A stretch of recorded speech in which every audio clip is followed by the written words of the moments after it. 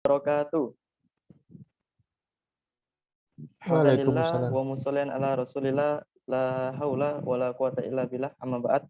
Alhamdulillahirabbil alamin. Segala puji bagi Allah, Tuhan yang Maha Kasih, Tuhan yang Maha Sayang yang memberikan kepada kita banyak sekali kenikmatan, baik itu nikmat jasmani mulai dari kepala sampai kaki dan sesuatu yang bisa kita indra, juga nikmat rohani, nikmat yang kita dapat rasakan keberadaannya, utamanya nikmat iman Islam. Salat serta salam semoga tetap tercurah limpahkan kepada baginda kita Rasulullah Muhammad Sallallahu Alaihi Wasallam, sosok suri tauladan yang kita berjuang mengamalkan semua sunnah-sunnah beliau, sosok yang kita harap kelak di hari akhir kita bisa minum daripada telaga beliau, sosok yang kita harap kita bisa memasuki jannahnya Allah Subhanahu Wa Taala bersama-sama dengan beliau. Allahumma salli wa sallim wa barik ala Sayyidina Muhammad. Apa kabar teman-teman? Saya ucapkan selamat datang di kajian pada malam hari ini. Kajian pada malam hari ini adalah bagian dari event Wonderful Muharram yang diadakan oleh RGP, Rumah Generasi Pemenang bersama Kurma Berbagi. Di event Wonderful Muharram ini tidak hanya kajian, nantinya juga RGP Rumah Generasi Pemenang bersama Kurma Berbagi akan membagikan 300 paket sembako untuk warga ataupun keluarga yatim di Gresik dan sekitarnya. Insya Allah akan diadakan pada tanggal 22 Agustus 2021 ini. Untuk teman-teman yang ingin turut berpartisipasi, dipersilahkan sekali. Kami menunggu kehadiran teman-teman untuk datang bergabung bersama dalam acara tersebut. Oh ya teman-teman, juga sebelumnya saya ingin memberitahukan kepada teman-teman yang sudah hadir, boleh nih untuk disebutin namanya dan asalnya di kolom chat. Namanya siapa, asalnya dari mana.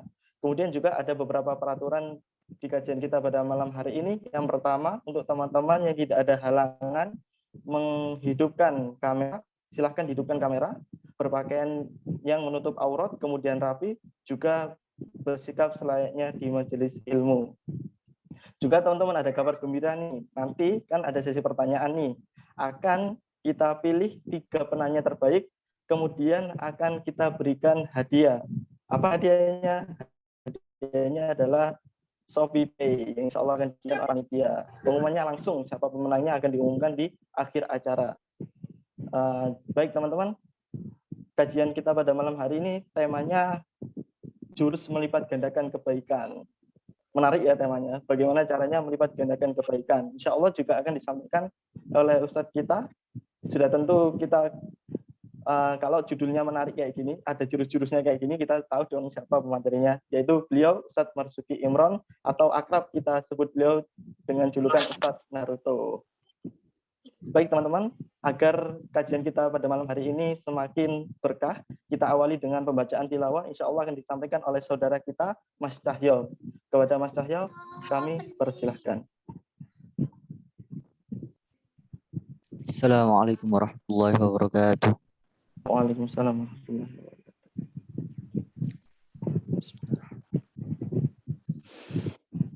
أعوذ بالله من الشيطان الرجيم.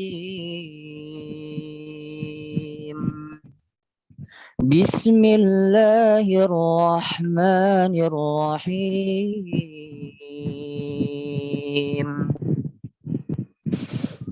الله الذي أنزل الكتاب بالحق والميزان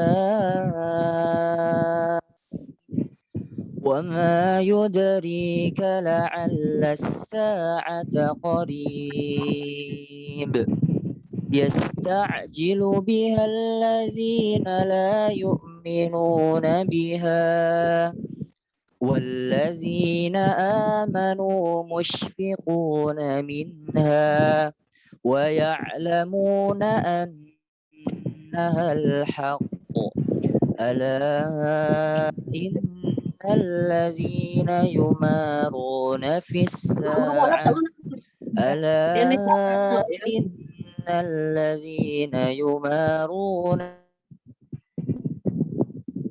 في الساعة لفي ضلال بعيد الله لطيف بعباده يرزق من يشاء وهو القوي العزيز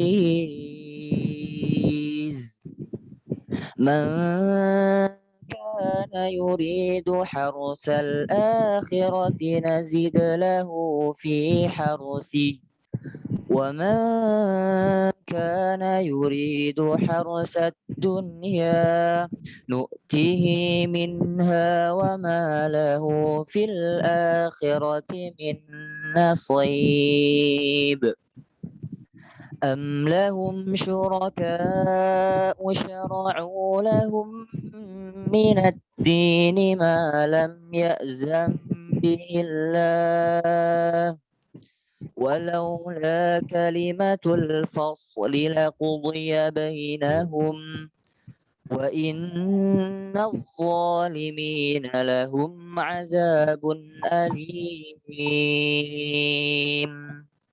ترى الظالمين مشفقين مما كسبوا وهو واقع بهم والذين آمنوا وعملوا الصالحات في روضات الجنات لهم ما يشاءون عند ربهم ذلك هو الفضل الكبير صدق الله العظيم ثم السلام عليكم ورحمة الله وبركاته.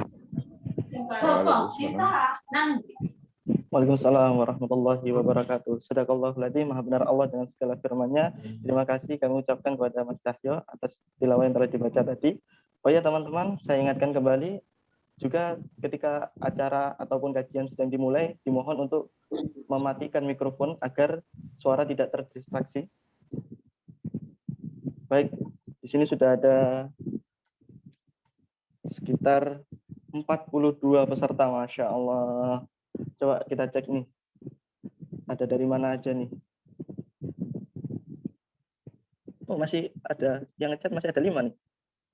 Teman-teman, saya ingatkan kembali ya, untuk bisa menyebutkan namanya di kolom chat dan juga asalnya dari mana. Ini ada Maftu dari Gresik, Masya Allah. Ada Solikin dari Bunga Gresik.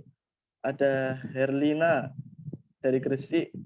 Ada April dari Gresik. Ada Bagas dari Manyar. Ada Cindy dari Surabaya. Masya Allah. Saya ucapkan selamat datang untuk yang baru bergabung.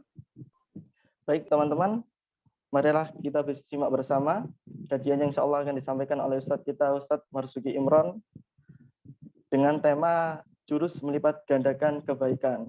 Kepada Ustadz Marzuki Imron, kami persilahkan.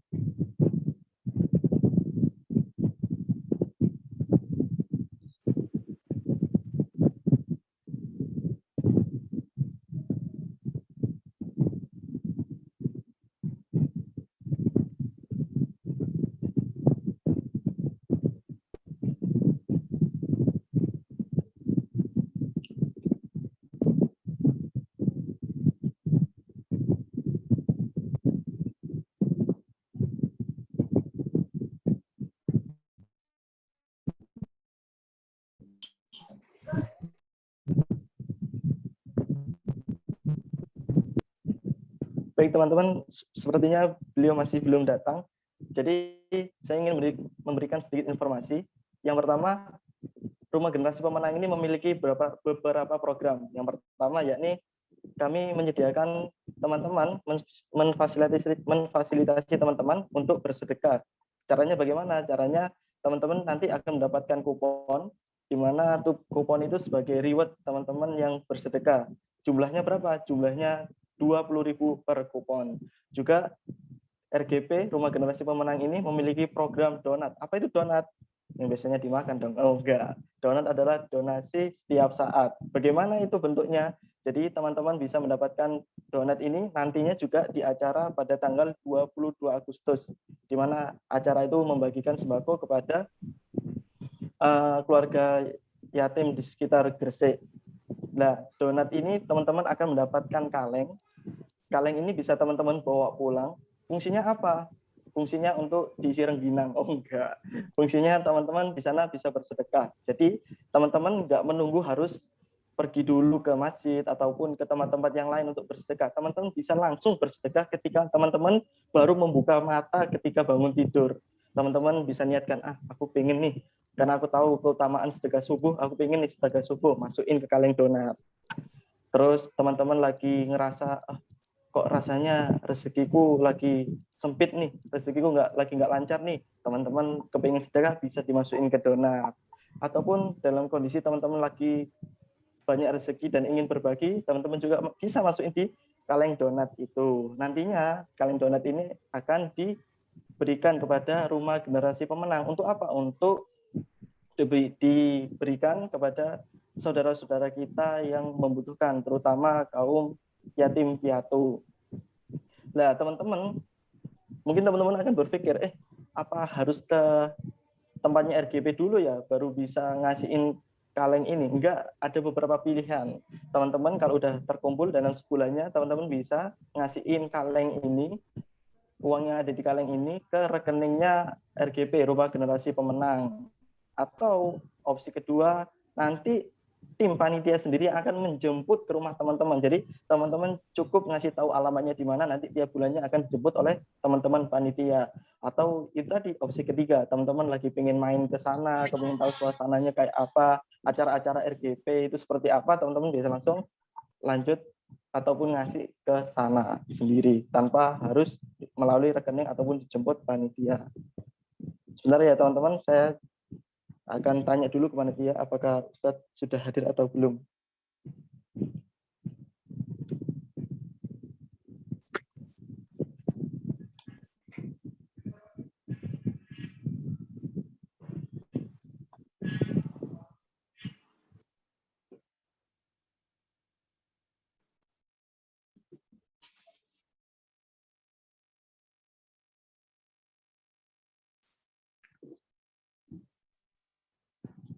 Baik teman-teman, dimohon sabar ya karena Ustadz Marzuki Imam ternyata masih belum hadir.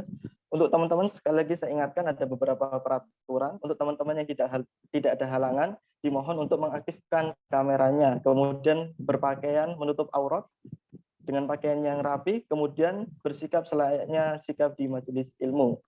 Dan juga nanti ada sesi pertanyaan. Mohon maaf sekali kami tidak menyediakan sesi pertanyaan langsung berbicara.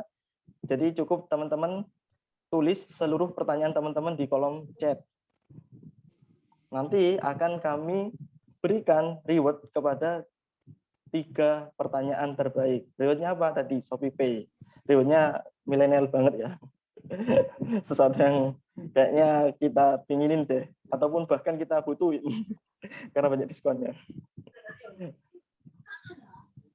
Sekali lagi, kajian ini diadakan oleh Yayasan Rumah Generasi Pemenang dan juga Yayasan Kurma Berbagi. Selain event kajian, di event Wonderful Muharram ini ada pembagian 300 paket sembako kepada keluarga yatim piatu di sekitar Gresik yang akan dialokasikan, yang akan diantarkan pada tanggal 22 Agustus 2021, tepatnya pada hari Ahad. Jadi teman-teman yang ingin turut berpartisipasi, menyenangkan anak-anak yatim, membagikan kebahagiaan, silakan teman-teman, kami sangat menunggu kehadiran teman-teman. Jadi yuk jangan malu-malu, kita ta'aruf, kita silaturahim, kita berbagi bersama untuk kebahagiaan bersama juga. Insya Allah akan banyak kemuliaan, akan banyak kebaikan yang kita dapatkan. Alhamdulillahirrahmanirrahim. Ustadz Marzuki Imron sudah hadir di tengah-tengah kita teman-teman. Assalamualaikum Ustadz. Waalaikumsalam warahmatullahi wabarakatuh. Amin. Teman-teman ini udah antusias banget Ustaz tunggu Ustaz Marzuki Imron. Jadi nggak perlu lama-lama lagi. Teman-teman, marilah kita simak bersama kajian yang insya Allah yang disampaikan Ustaz Marzuki Imron dengan tema jurus melipat gandakan kebaikan. Kepada Ustaz Marzuki Imron, waktu dan tempat kami persilahkan. Baik. Bismillahirrahmanirrahim. Suara saya terdengar jelas, Mas Admin? Alhamdulillah terdengar jelas, Ustaz. Baik, terima kasih teman-teman semuanya. Bismillahirrahmanirrahim. Assalamualaikum warahmatullahi wabarakatuh. Alhamdulillahirrahmanirrahim. Wassalatu wassalamu ala asrafil anbiya mursalin sayyidina Muhammad wa ala alihi wa sahbihi wasallam ajma'in. A'udzu billahi minasyaitonir rajim. Bismillahirrahmanirrahim. Raditu billahi rabbil bil islam dina wa bi Muhammadin nabiyyi wa rasulullah rabbi zidni ilma warzuqni fahma. Rabbi shrah li sadri wa yassir li amri wahlul 'uqdatam min lisani yafqahu qawli bi rahmatika ya arhamar rahimin. Amin ya rabbal alamin. Alhamdulillahirabbil alamin. Puji syukur kehadirat Allah Subhanahu wa taala. Teman-teman, kita diberi kesempatan untuk silaturahim di media online seperti ini. Kita diberi kesempatan Allah masih bisa menikmati hari ini, masih bisa hidup dengan dengan nyaman, masih bisa bernafas dengan begitu leganya, dikala teman-teman di sekitar kita itu mungkin saat ini sedang berlomba-lomba untuk nyari tabung oksigen, sedang berlomba-lomba nyari regulatornya oksigen, atau sedang berlomba-lomba nyari isi ulang oksigen. Kita mah bernafas tidak pakai oksigenan. Nah, itu nikmat yang sungguh luar biasa yang harus kita syukuri. Jangan sampai kita lupa berterima kasih, lupa bersyukur kepada Allah nikmatnya oksigen yang gratis ini sama Allah, akhirnya diambil dikit aja kita sudah bingung. Dibuat kita ada permasalahan dengan pernafasan kita, itu sudah bingung. Kenapa? Karena kita lupa berterima kasih atas nikmat yang Allah berikan kepada kita. Makanya Kanjeng Nabi itu sering mewanti-wanti kan, nikmatani mabunum fihi makatsirun minan nas as-soha wal farah. Ada dua nikmat yang sering manusia itu melupakannya. Apa itu? As-soha, kesehatan, dan al-farah, waktu luang. Kalau bahasanya teman-teman itu waktu luang itu apa ya? Apa sih waktu luang itu? Waktunya nyantai itu ya, itu yang sering sering dilupakan, termasuk sehat. Makanya kita banyak bersyukur kepada Allah atas segala kesehatan dan waktu luang ini. Jenengan bisa ikut pengajian kan berarti ada waktu luang. Di saat teman-teman yang lain mungkin saat ini entah mengerjakan tugas atau PR-nya, atau bisa jadi ada yang sedang kerja shift malam. Makanya ada waktu luang untuk ngaji, itu sungguh nikmat yang luar biasa. Shalawat serta salam kita sampaikan ke junjungan kita Rasulullah Shallallahu Alaihi Wasallam. Semoga kita semuanya termasuk orang-orang yang diberi kesempatan oleh Allah untuk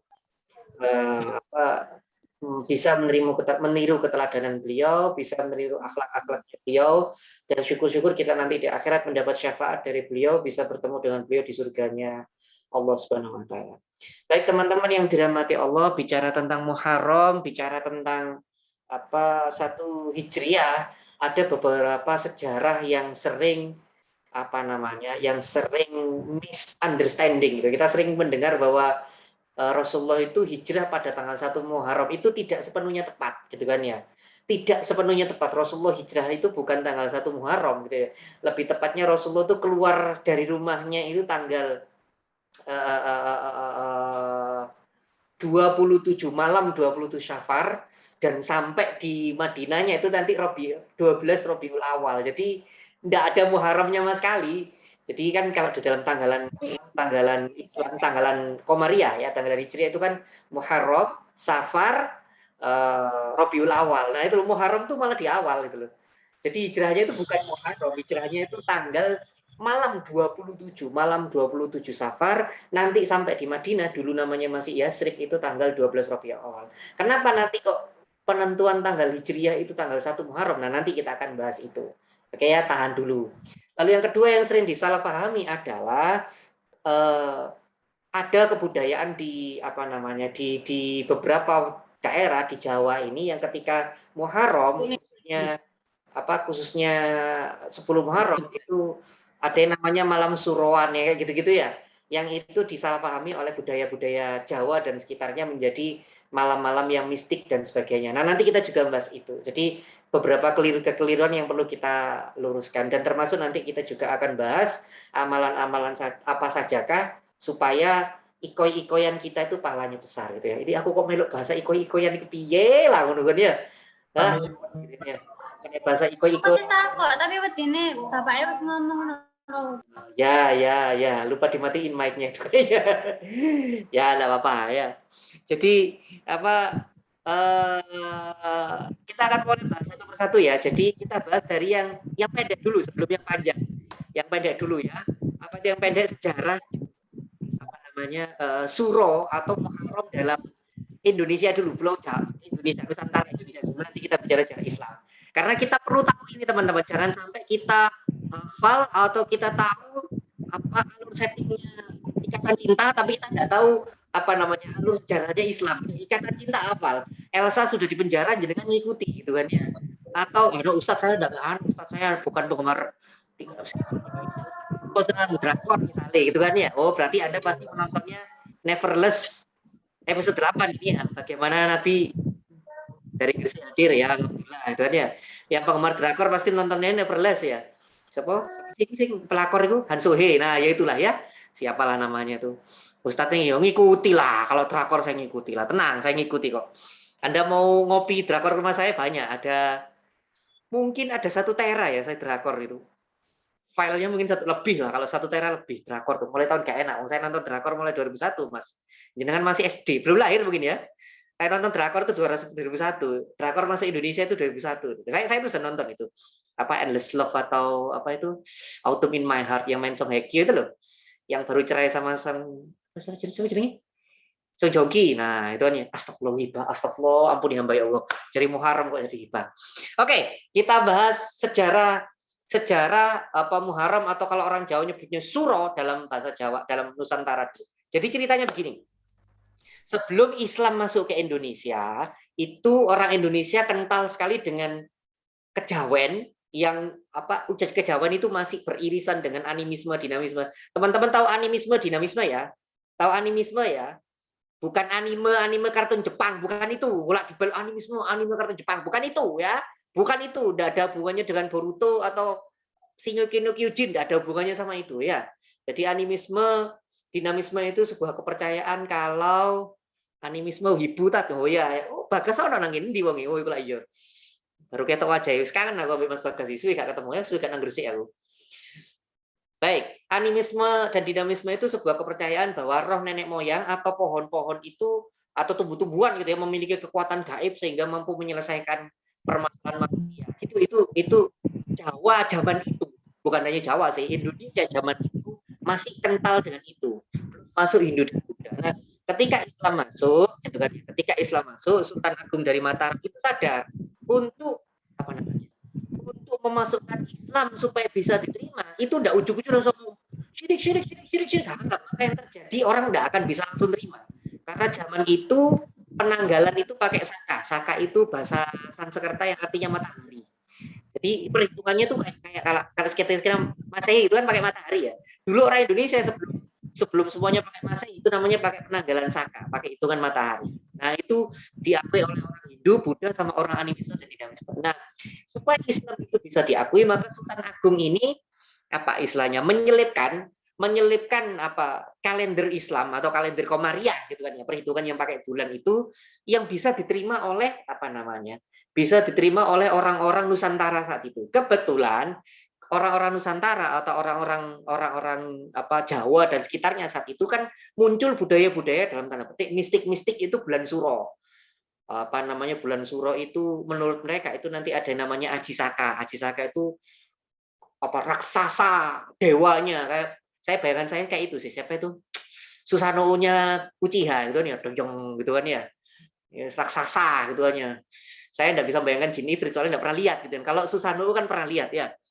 Jadi raksasa ustadznya wibu ya kok gak ngerti ya Mas maksudnya. Jadi raksasa yang dewanya orang mereka itu yang seakan-akan itu nanti akan apa namanya? Mengangkat apa kesialan-kesialan, mengangkat musibah-musibah, mengangkat bencana-bencana oleh apa dewanya mereka namanya Aji Saka itu tadi. Jadi bulan Syuro dari pemahaman orang-orang Nusantara saat itu yang masih kental sama Hindu Buddha animisme dinamisme itu muncul dewa yang namanya Ajisaka raksasa itu nanti menghapus segala musibah. Makanya di dalam bulan Syuro itu tadi muncul perayaan-perayaan mistis yang mereka lakukan. Contoh Nyon Sewu ya, contoh kayak ada memotong lehernya sapi terus kepalanya dimasukkan ke dalam air kayak gitu-gitu loh. Itu kan dilakukan bulan Syuro itu tanggal 10. Syuro itu sebenarnya dari bahasa Arab Ashrun. Asyura atau Ashrun yang artinya 10. Ya 10 Muharram itu. Nah, akhirnya sama Sultan Agung itu yaitu dimasukkan kalau bahasa kita afiliasi ya. Dimasukkan budaya Islam supaya perlahan-lahan menggeser kepercayaan orang-orang animisme dinamisme. Jadi tidak harus langsung dihajar ini syirik dan sebagainya, itu mereka akan langsung kalau bahasa kita mental gitu kan ya. Langsung mental, Ustadz mundur dia langsung dorong apa-apa langsung diajari langsung panik enggak, ya panik lah gitu ya, haram, ya panik dia ya. Jadi pelan-pelan, dibuat pelan-pelan itu. Maka Janera dulu sebelum Sultan Agung, sebelum para sultan, para raja Demak, Raden Fatah dan sebagainya itu kan Wali Songo juga berdakwahnya dengan cara seperti itu. Mereka tidak ujuk-ujuk langsung haram gitu, enggak. Mereka sangat pelan sekali mengasimilasikan budaya. Jadi menyampurkan budaya, selama budaya itu jauh dari kesyirikan, maka itu masih bisa diterima oleh oleh Islam. Contoh sederhana begini, wayang kulit itu adalah budaya yang dibawa oleh teman-teman Hindu saat itu. Makanya kan Mahabharata, Ramayana itu kan penceritaannya lewat wayang kulit. Nah, Wali Songo paham karena orang-orang saat itu senang sekali dengan begitu, maka dakwanya juga lewat wayang kulit. Maka Wali Songo akhirnya bikin pagelaran wayang kulit, semua orang boleh nonton, syaratnya yang pertama masuknya harus dari pintu depan ada gapuro gede. Gapuro itu bahasa Jawa dari bahasa Arab yang artinya ghafuro, diampuni. Jadi itu Wali Songo sudah halus, kalian pelan-pelan memasukkan unsur-unsur Islam di sana. Akhirnya masuklah lewat gapuro atau gapuro diampuni untuk bisa nonton. Setelah masuk gapuro itu untuk bisa nonton harus bayar tiket. Bayar tiketnya apa? Membaca 2 kalimat syahadat. Orang Jawa nyebutnya kalimo sodo. Orang Jawa nyebutnya kalimo sodo yang akhirnya dijadikan menjadi salah satu aliran pencak silat seingat saya. Nah, itu jadi sejarahnya begitu. Kalau jenengan waiku syirik dan sebagainya, biasanya begini tuh tidak paham sejarah. Jadi Wali Songo itu pelan-pelan lewat gamelan, lewat angklung dan sebagainya, akhirnya bisa bisa memasukkan budaya Islam yang akhirnya menggeser sedikit demi sedikit kebudayaan-kebudayaan yang syirik itu tadi. Jadi kalau jenengan tanya, Ustadz, kalau misalnya orang sekarang melakukan sedekah laut di laut-laut itu gimana, Ustadz? Para ulama sudah membahas ini. Kalau niatnya itu untuk yaitu tadi niatnya untuk memberi makanan terhadap jin penunggu laut, itu haram hukumnya. Hukumnya haram, tidak boleh, tetap haram. Lalu kalau misalnya niatnya makanan itu dilarungkan ke laut supaya dimakan ikan, nah itu boleh. Itu boleh. Tapi kalau misalnya contoh ya ada meskipun ini para ulama berbeda pendapat, ngapain Kak harus ada kepala sapinya? Makanannya dipotong kecil-kecil dilemparkan ke laut aja, enggak apa-apa. Itu kan istilahnya sedekah laut, itu menurut para ulama yang benar begitu, ngasih makanan ke ikan itu boleh. Tapi kalau yang kepalanya kepalanya sapi terus dipotong terus taruh di ada sesajennya, ya itu tidak boleh, itu syirik. Ya, itu ya. Dan ada beberapa kepercayaan lain di kalau di beberapa daerah pantai selatan nanti Nyi Roro Kidul muncul menitis di bulan Syuro kayak gitu-gitu ya. Jadi kan tahu Nyi Roro Kidul nggak sih? Tahu Susana nggak sih? Film Susana itu, Bang Bokir gitu kan ya. Satenya 10 tusuk Bang gitu loh ya. Ini sing penggemar film horor mesti ero gitu kan, Susana itu loh. Nah, itu Nyi Roro Kidul. Saya dulu zaman saya nonton Susana itu tahun berapa ya? 90-an Pak teman-teman. Saya masih kecil, 90-an. Zaman masih Senseiya saat itu.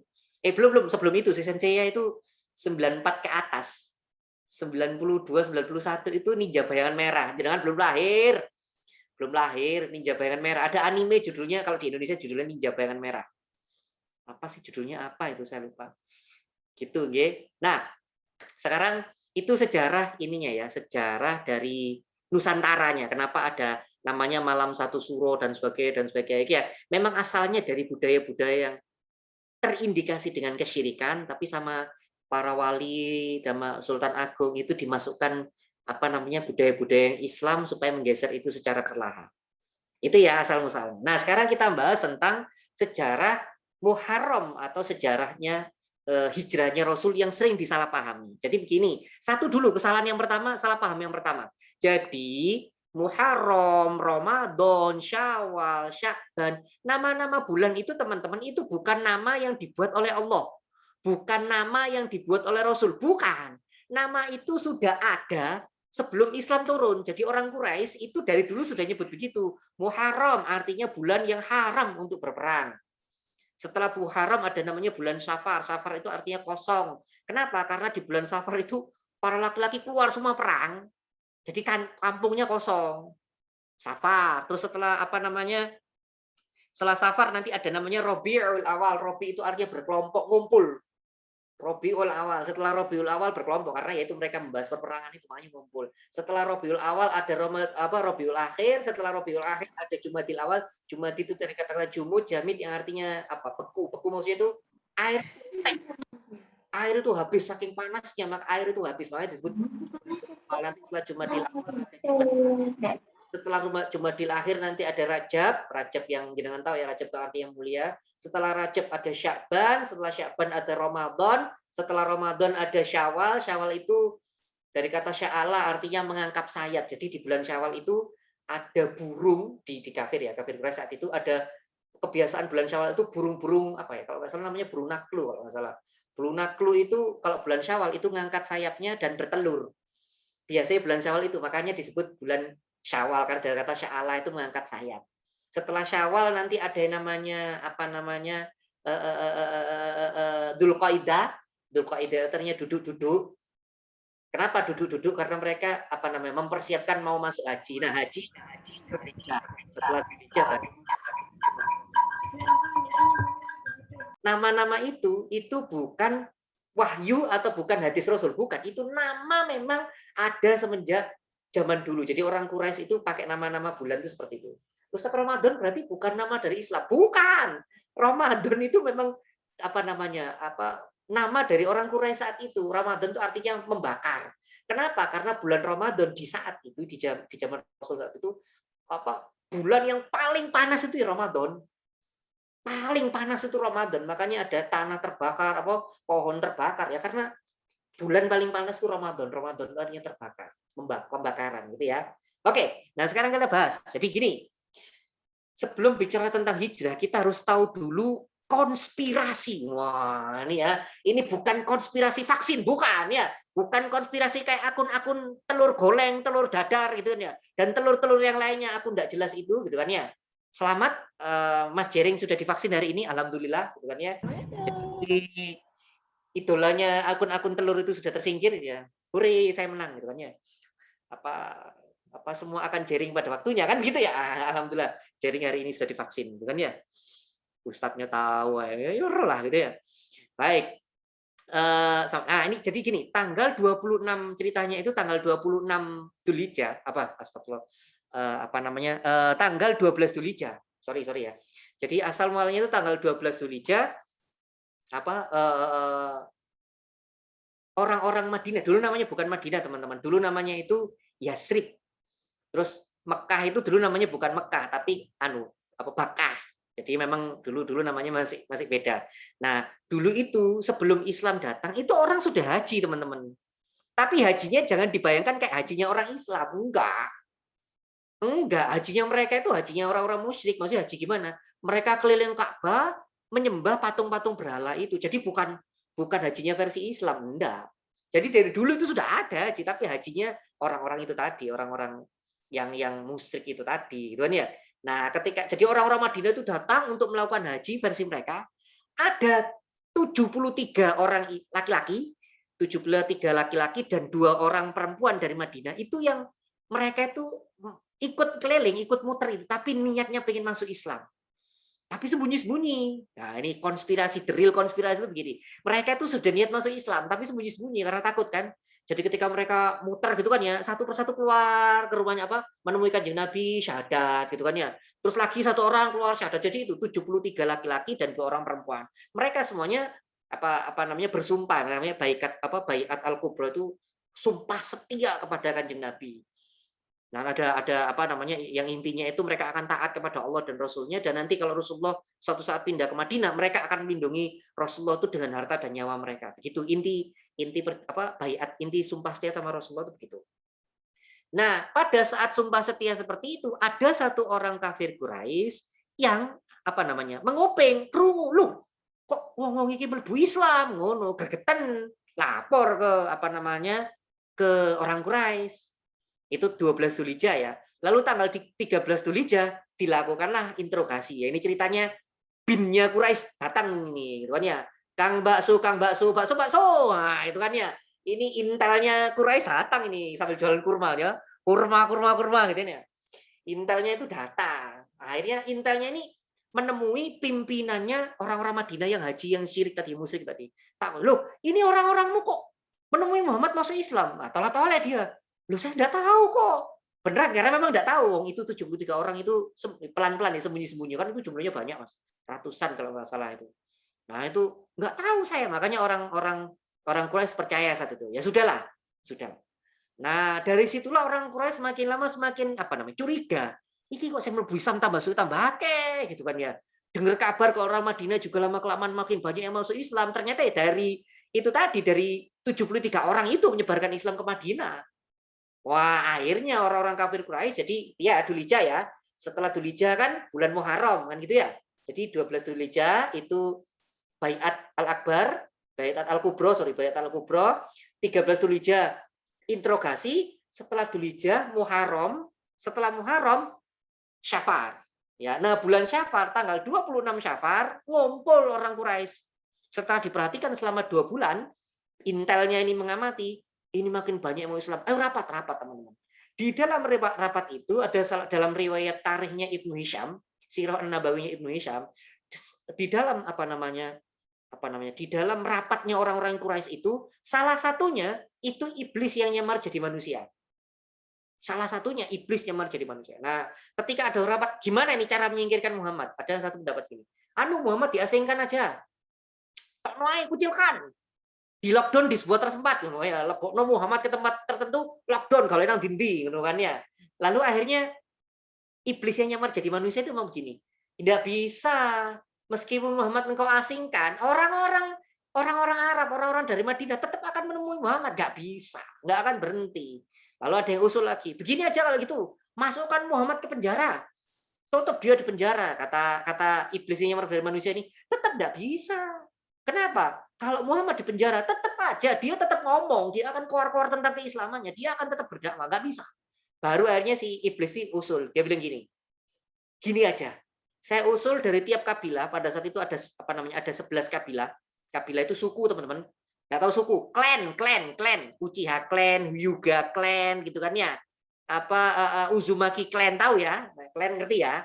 Jadi ada 11 klan saat itu menyanggupi bilang gini, nanti kirimkan orang terkuat kalian, kita bunuh Muhammad. Semua orang terkuat mengirim satu orang terkuat dari 11 klan ini bawa pedang bunuh Muhammad.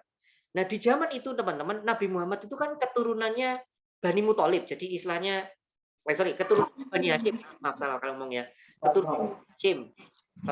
Dan Bani Hashim termasuk Abdul Muthalib itu pamannya beliau itu orang berkuasa.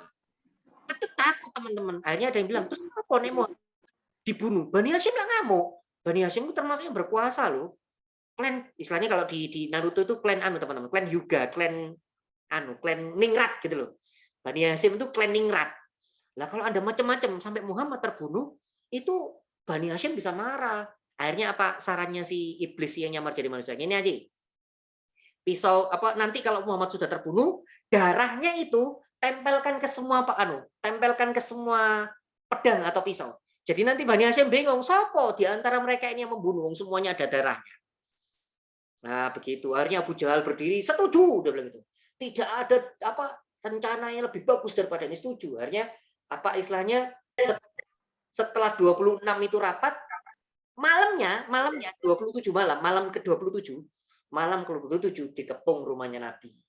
Jadi Rasulullah keluar dari rumah di pertama kali hijrah itu bukan tanggal 1 Muharram teman-teman, tapi malam ke-27 Syafar.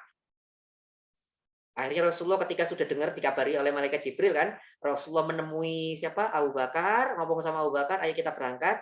Berangkat sama Abu Bakar. Dulu teman-teman apa namanya? Ya kayak ninja itu yang kelihatan cuma mata. Tutupan begitu, bukan karena menyamar atau enggak, karena di zaman itu teman-teman pasirnya itu begitu luar biasa. Pasir jadi badan itu ditutup semua karena supaya enggak kena alergi atau apa ya, ditutup semua. Rasulullah sama Abu Bakar akhirnya keluar malam-malam itu dan Rasulullah berpesan kepada siapa?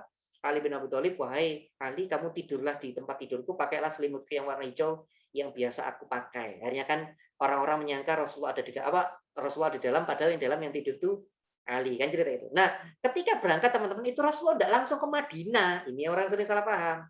Madinah itu arahnya apa? Selatan gitu kan ya. Rasulullah tuh menggok, nggak ke selatan dulu, justru malah ke utara, ke arah Yaman.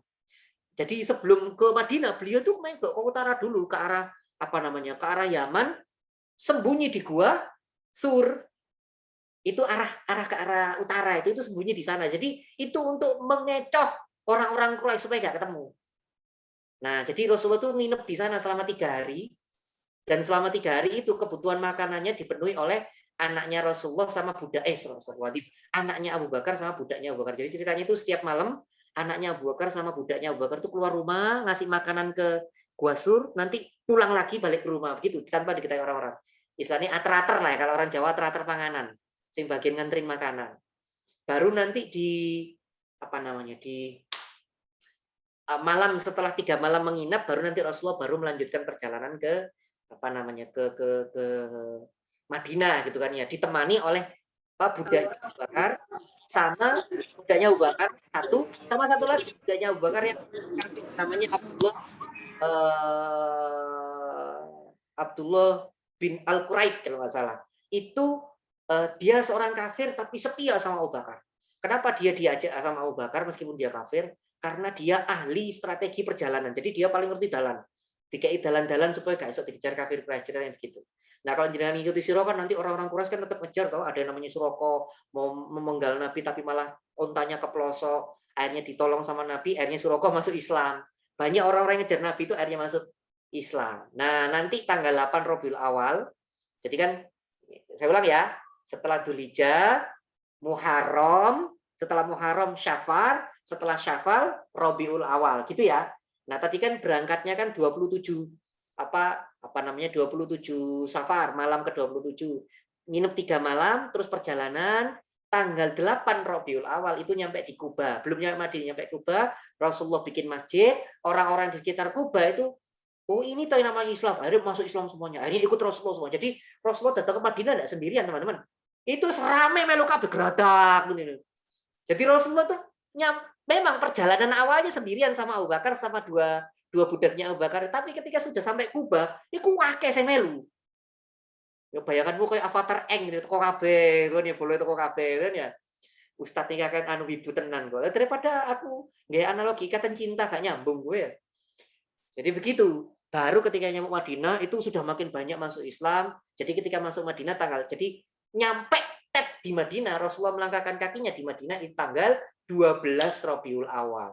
Pas seperti hari tanggalnya lahirnya Nabi seperti yang kita pahami.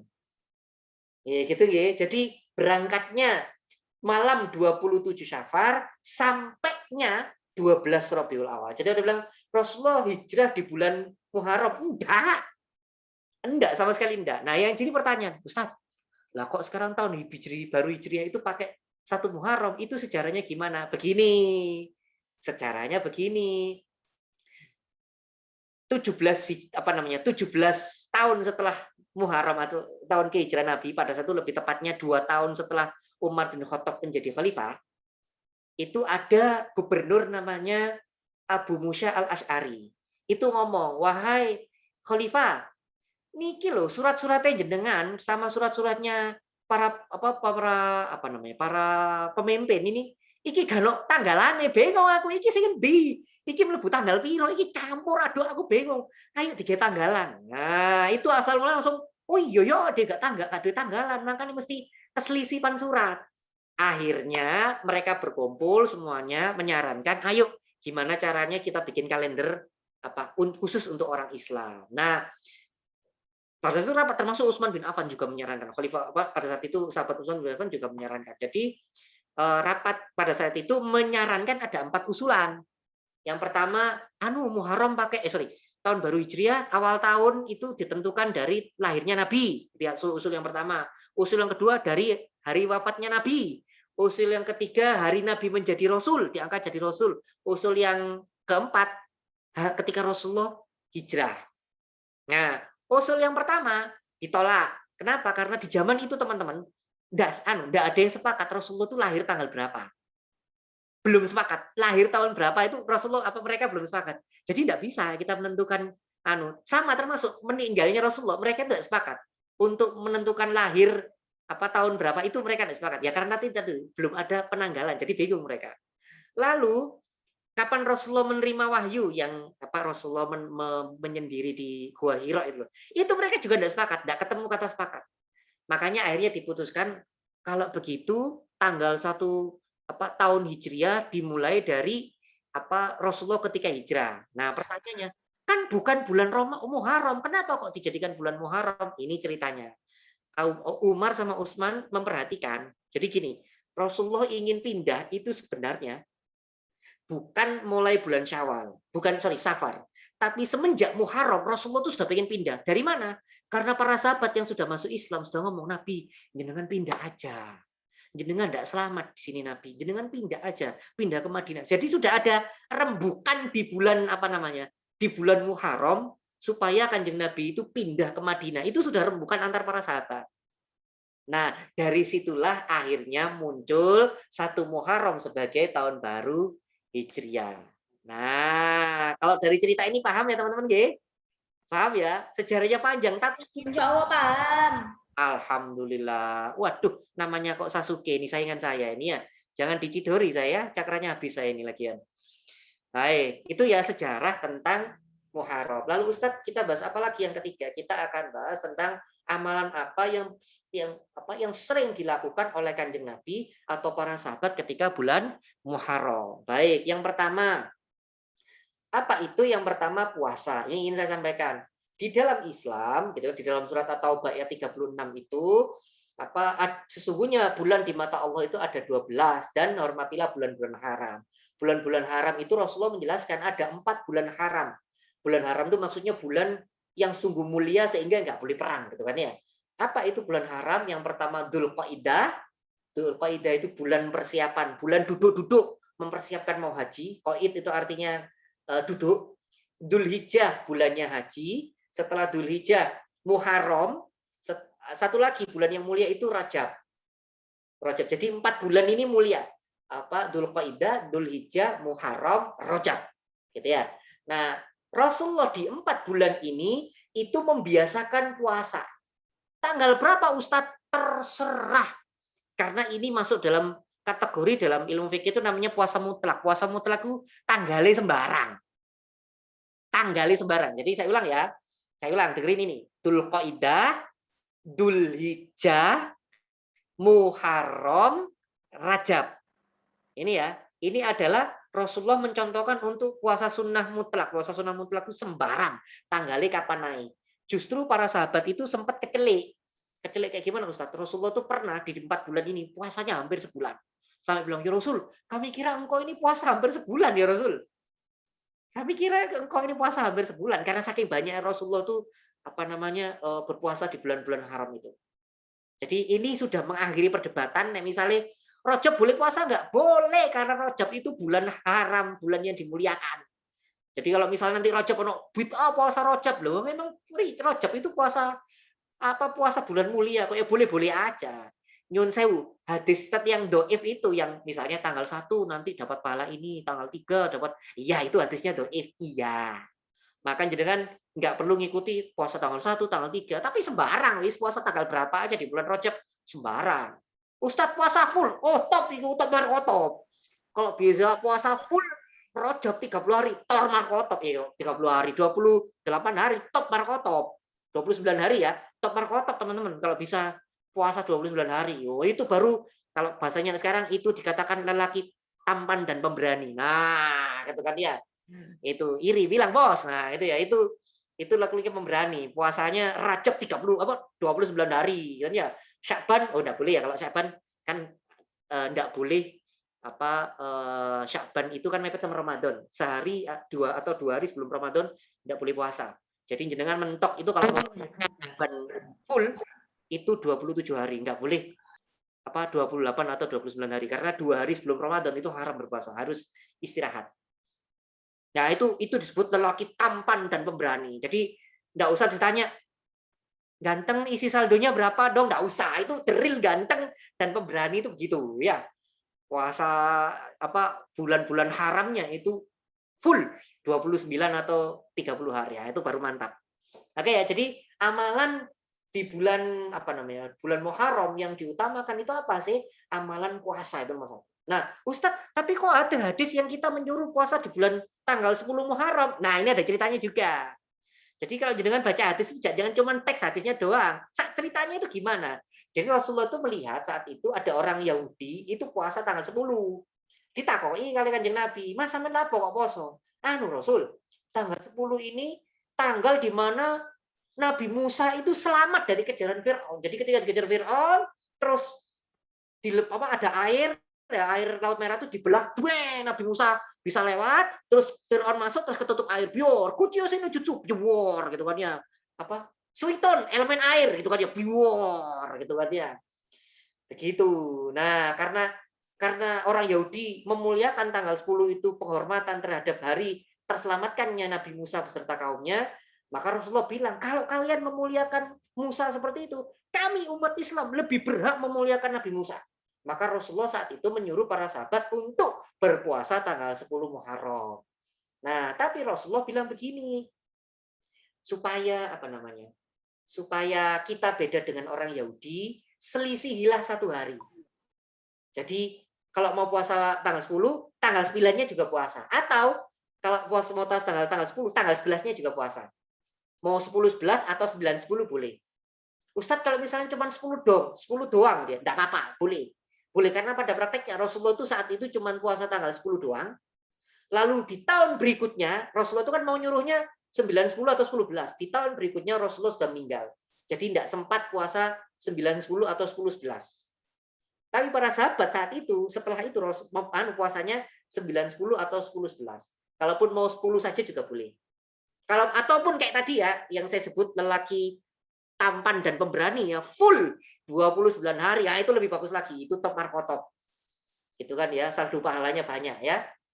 Begitu. Jadi amalan yang paling diutamakan di bulan Muharram itu apa? Puasa. 1 gitu ya. Terus 2 apa Ustadz? Amalan yang paling diutamakan di bulan Muharram. Begini, bulan Muharram ini kita sering mendengar istilah yang namanya lebarannya anak yatim, riyoyone anak yatim. Nah, kenapa kok disebut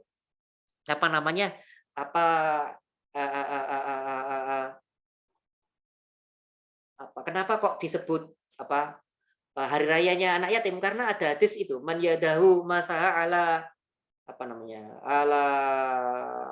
alal yatimi, ala ra'sil yatimi. Barang siapa yang mengusapkan tangannya di atas kepala anak yatim, maka akan diangkat derajatnya sebanyak rambut yang dimiliki anak yatim. Ingat ya, yang dimaksud mengusapkan rasul tangan, maksudnya mengusap tangan itu para ulama fikih sepakat itu artinya bukan tangannya diusap-usap begini, bukan.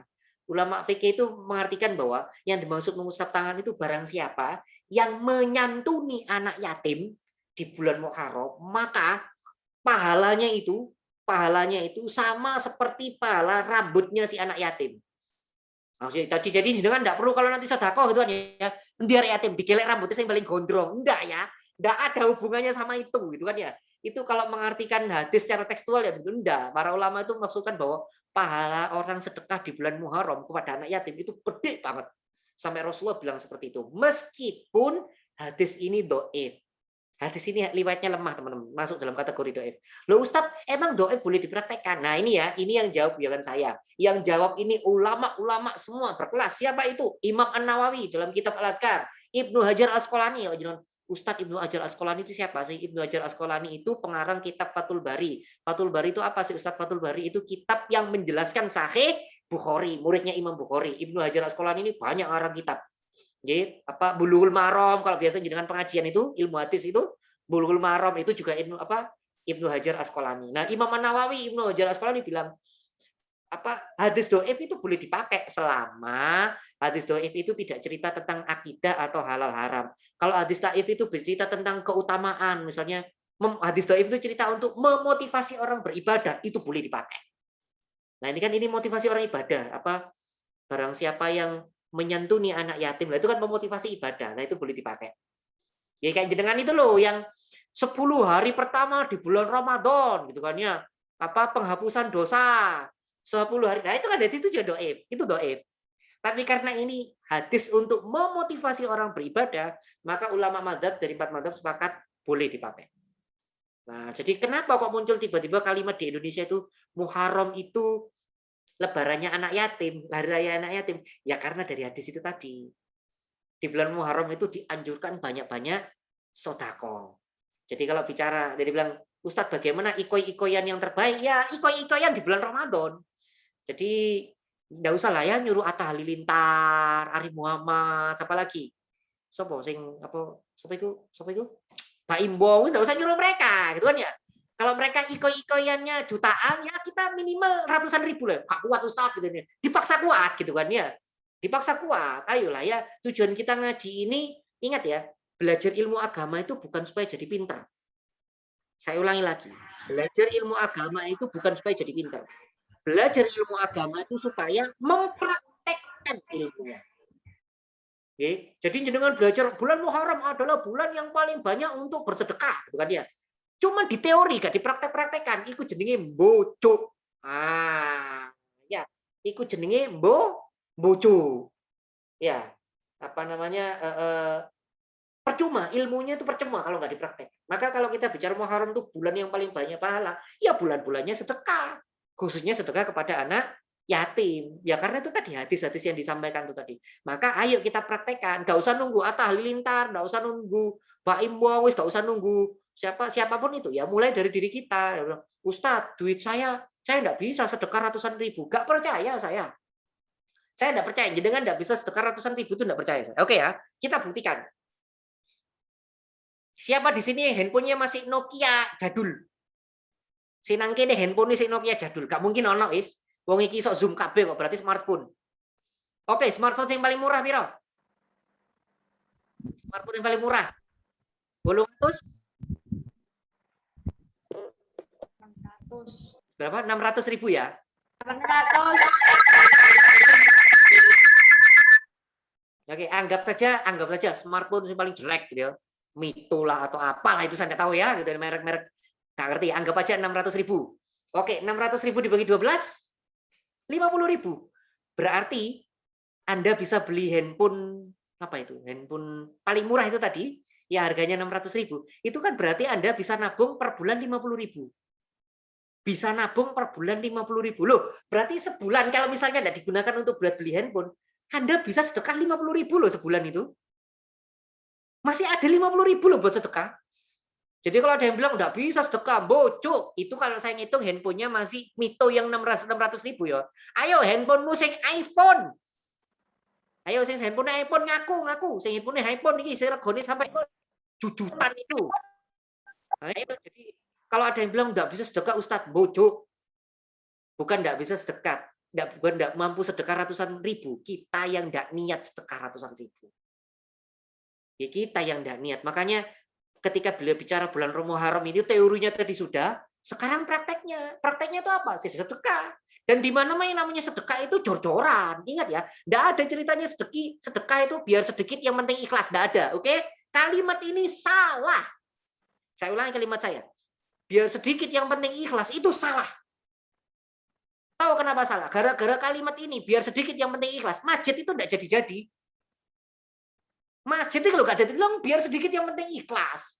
Makanya sedikit terus gitu kan ya. Makanya bahasa dia di nyon saya. Teman-teman lihat gereja itu. Teman-teman lihat gereja tuh.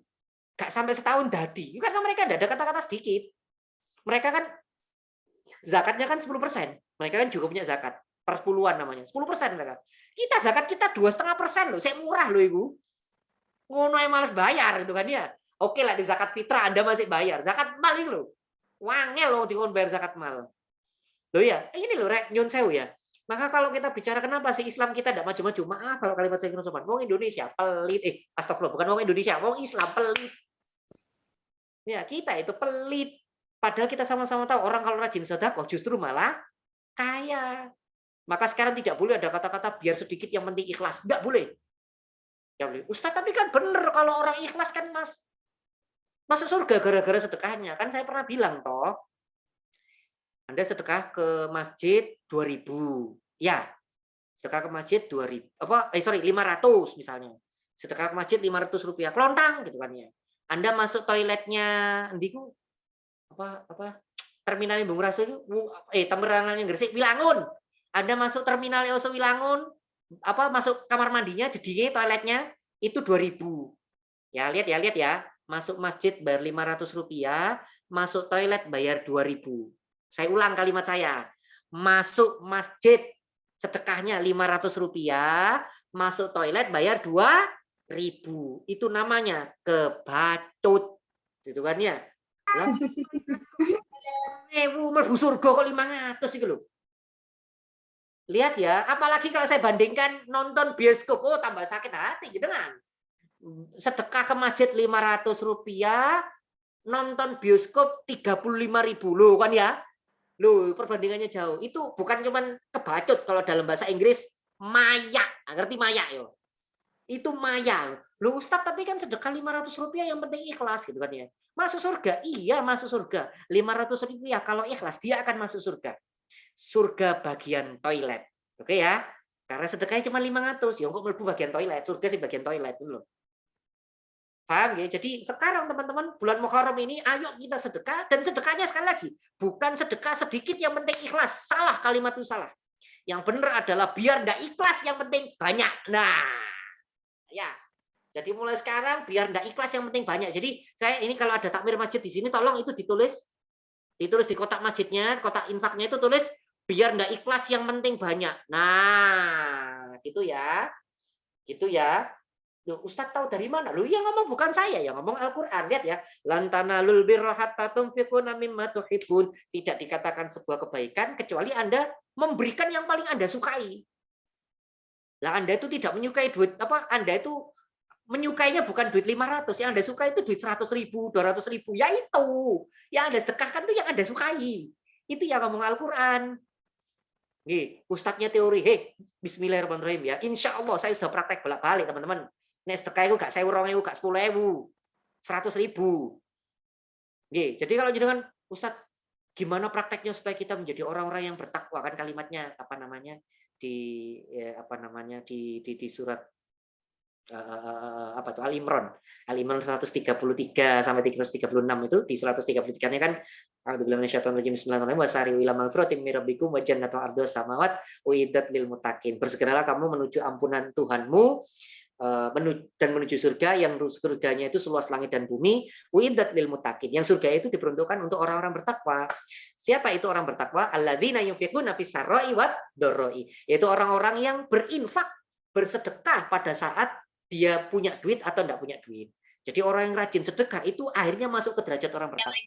Gimana caranya sedekah supaya kita jadi jadi orang yang termasuk sedekah derajat orang bertakwa? Nah, mau diajari ya. Caranya supaya gambar Soekarno senyum, ya bener ya. Bagaimana caranya supaya sedekah masuk dalam derajat bertakwa? Begini caranya. Dompet itu begini. Gini caranya. Nih ya. Jadi nanti di dompet itu masukkan uang 50.000, 100.000, 20.000. Saya ulangi, 50.000, 100.000, 20.000. Diacak. Masukkan di dompet itu diacak. Setelah diacak, nanti dalam perjalanan ketemu pengemis, minta Pak. Tutup matanya, pluk, merem, buka dompetnya, gitu kan ya. Ambil secara acak, ngawur, gak rusuh. Nah, gitunya. Setelah ambil secara acak, berikan kepada pengemis, gitu kan ya. Terus segera Anda menuju kamar mandi, langsung dicek. Astagfirullah. Nah, berarti sedekahnya tadi benar. Kalau sudah astagfirullah, itu berarti sedekahnya benar. Berarti yang keluar tadi 100.000. Nah, itu benar. Nah, gitu ya. Itu namanya sedekah yang menuju ketakwaan ya begitu. Sedekah yang bikin jantung deg-degan jedok. Loh, nah kalau sudah lo itu berarti benar. Nah, kalau sudah lo berarti besok diulangi lagi kayak gitu lagi, gitu kan ya. Ustadz yo jogrok entek deh Ustadz. Tidak pernah orang jatuh miskin karena sedekah. Oke, yang ngomong ini sudah mempraktekkan bolak-balik. Saya pernah apa istilahnya ada anak psikologi UNER dulu saya ceritain. Saya ceritain tentang sedekah kan. Bener masuk sih Ustaz. Ya kok ini gak percaya mbak aku ya wes gitu kan ya. Nah dia bilang gini, saya itu pengen dia ngelihat ada sepatu harganya 200.000, duitnya tinggal 20.000, dan dia bilang dia tahu kalau dialurkan, dan itu kita pernah diskusiin, orang kalau berbuat satu akan dibalas 10, kalau dia sedekah 20.000 pasti dapat 200.000, dengan gitu. Nah dia ngeliat sepatu itu hampir tapi gak ada duit, gak punya duit, duitnya cuma punya 20.000. Nah, ini 20.000-nya itu dikasihkan kan anak yatim, plek di sebelah, ya Allah, berikan saya rezeki 200.000 ya Allah, bisa beli sepatu itu. Pertanyaannya teman-teman, kira-kira dikasih nggak 200.000 sama Allah? Ayo dikasih nggak 200.000 sama Allah? Tolong dijawab lewat chat. Ayo, kira-kira sedekah 20.000 tadi dikasih nggak 200.000 sama Allah? Kira-kira menurut teman-teman nggak? Dikasih nggak? Dikasih nggak? Enggak. Lu berarti Allah bohong kan? Ingat ya, apa namanya? Apa? Innallaha la tuliful mi'ad. Sesungguhnya Allah tidak pernah ingkar janji. Lo terus gimana Ustaz? Enggak dikasih Mas. Enggak dikasih sampai akhirnya enggak dikasih 200.000. Tapi tunggu dulu, ada ceritanya. Setelah dia dikasih sedekah 20.000, seminggu kemudian neneknya datang. Dok, gitu kan, dia dari Malang itu. Assalamualaikum, Dok. Waalaikumsalam. Dok, Masya Allah, aku nggak oleh-oleh gawat, Dok. Oh Mbak, gitu. Dikasih kotakan ya, dibuka kotaknya. Ternyata dibuka kotaknya itu sepatu yang dia inginkan tadi, yang harganya 200.000. Loh ya, dia tidak dikasih 200.000-nya, tapi sepatunya langsung hadir, loh kan? Bener tau, dari yang 20.000 dapat sepatunya, dia bilang, Ustadz itu kebetulan. Tak ceritani meneh kayak ini gak percaya, gitu kan ya? Tak ceritani meneh. Saya ceramah di Masjid Al-Falah. Sama, persis ceritanya kayak gini. Wah, gitu ya Ustadz, praktek. Terus dia jalan ke daerah Ketintang, di Surabaya namanya daerah Ketintang. Ada panti asuhan di sana, dia masukkan uangnya 40.000. Blung gitu kan ya, dia bilang bismillah, katanya Ustadz Imron nanti dapat ganti, bismillah ya Allah tolong diganti, begitu maya jenengku dipakano gitu kan ya. Sudah dia pulang, ditanyain ibunya, le duitmu kari piro? Entek Bu, gitu kan ya. Entek Bu, loh kok entek gitu kan ya. Anu Bu, jarine Ustadz Imron, aku lagi yang kena gitu. Oh maya arek dipakano wong tuane. Jadi Ustadz Imran, Bu, orang kalau sedekah itu nanti diganti sama Allah. Ibunya ketawa. Jadi duitmu 40.000 habis, Bu. Terus ibunya ketawa. Sama ibunya dikasih 100.000. Kelepean gitu dia. Seneng dia, alhamdulillah. Langsung SMS saya. Alhamdulillah Ustadz, dapat 100.000 gitu dia. Memang kenapa Mas? Wis, seperti katanya Ustadz, saya sedekah langsung dapat 100.000 gitu ya. Oke ya. Dia tadi sedekah berapa? 40.000 kan ya. Dapatnya 100.000. Loh, kok nggak sesuai katanya Al-Quran? Al-Quran bilang kalau orang berbuat satu dapatnya 10. Kalau sedekahnya 40.000, harusnya dapat 400.000. Tunggu dulu. Setelah seperti itu, bapaknya datang, iki tak kayak 100.000, plung. Nah, jadi 200.000 kan? Ya, oke. Setelah itu neneknya datang, tak kasih 200.000, pas 400.000. Itu anaknya langsung telepon saya, Ustadz, temenan Ustadz, 400.000, nanti tak coba lagi, begitu katanya. Nggih. Paham ya? Jadi ketika tadi kita belajar ilmu teori tentang Muharram, sejarah Muharram dan sebagainya, itu penting sih, tapi yang lebih penting adalah prakteknya. Apa itu prakteknya Muharram? Prakteknya Muharram adalah sedekah, khususnya kepada anak-anak yatim. Baik, saya rasa itu cukup pembahasannya. Monggo Mas moderator kalau misalnya ada mau diskusi dipersilakan. Insyaallah. Baik teman-teman yang ingin bertanya silahkan ditulis di kolom chat. Nanti seperti yang saya sampaikan di awal akan ada pemilihan 3 penanya terbaik yang insya Allah akan kami berikan hadiah berupa Shopee Pay. Hadiahnya milenial banget nih. Ya, 3 penanya terbaik itu kalau dia punya akun Instagram nanti saya follow back Instagramnya. Masya Allah. Bilang ya, yang kalau 3 penanya itu saya follow back Instagramnya. Yo. Baik, siap. Wah ini jadi semangat tanya nih. Saya yang tanya boleh nggak? Moderator macam-macam. Peserta sih. Baik, teman-teman silahkan yang ingin bertanya. Kalau misalnya mau pertanyaan bab lain juga tidak apa-apa. Kalau misalnya saya bisa ya jawab. Monggo silakan. Boleh juga bertanya di luar tema kita pada malam hari ini. Silahkan teman-teman. Mungkin lagi nulis Ustaz masih. Silakan teman-teman. Alhamdulillah kalau tidak ada pertanyaan bisa kita tutup hari ini gitu. Ustaz menyusun kalimat, Masya Allah dari ini Ustaz ada yang bertanya dari Fitriani, bagaimana masyarakat memahami hadis tentang kemuliaan bulan Muharram? Baik, sebenarnya pertanyaannya agak rancu sih. Sebenarnya bagaimana masyarakat memahami hadis tentang kemuliaan bulan Muharram? Begini, Mbak Nyuwun Sewu, orang Indonesia itu, maaf kalau kalian sobat, Indonesia itu bukan fakih, fakih itu orang yang paham ilmu agama. Enggak, justru mereka kadang malah enggak paham kemuliaan Muharram itu seperti apa, malah enggak paham gitu loh. Karena yang mereka dengar itu cuma cerita mitos-mitos, ya itu tadi malam satu suro dan sebagainya. Masyarakat awam itu tidak paham beginian. Yang paham beginian yang mereka belajar agama, yang mereka kuliah di institusi agama, yang mereka mondok, nah baru mereka paham beginian. Jadi ya memang orang-orang awam seperti, dan kita tidak bisa menyalahkan, namanya orang awam kok tidak bisa disalahkan. Maka tugas kita orang-orang yang apa istilahnya, orang-orang yang memiliki keilmuan itu berbagi ilmu ini kepada orang-orang yang lain tanpa menyalah-nyalahkan atau menghukumi orang lain. Jadi tidak ngomong itu salah, itu haram, tidak usah. Cukup tunjukkan aja ini yang benar. Kalaupun itu ada perbedaan pendapat, hormati saja. Jadi karena para ulama memang terbiasa berbeda pendapat. Nih, gitu nggih. Jadi kita sebagai orang yang paham ilmunya, ya ceritakan kepada orang-orang di sekitar kita tanpa menggurui, tanpa menyalah-nyalahkan orang di sekitar kita. Nggih, bisa dipahami ya. Baik, siapa lagi yang mau tanya?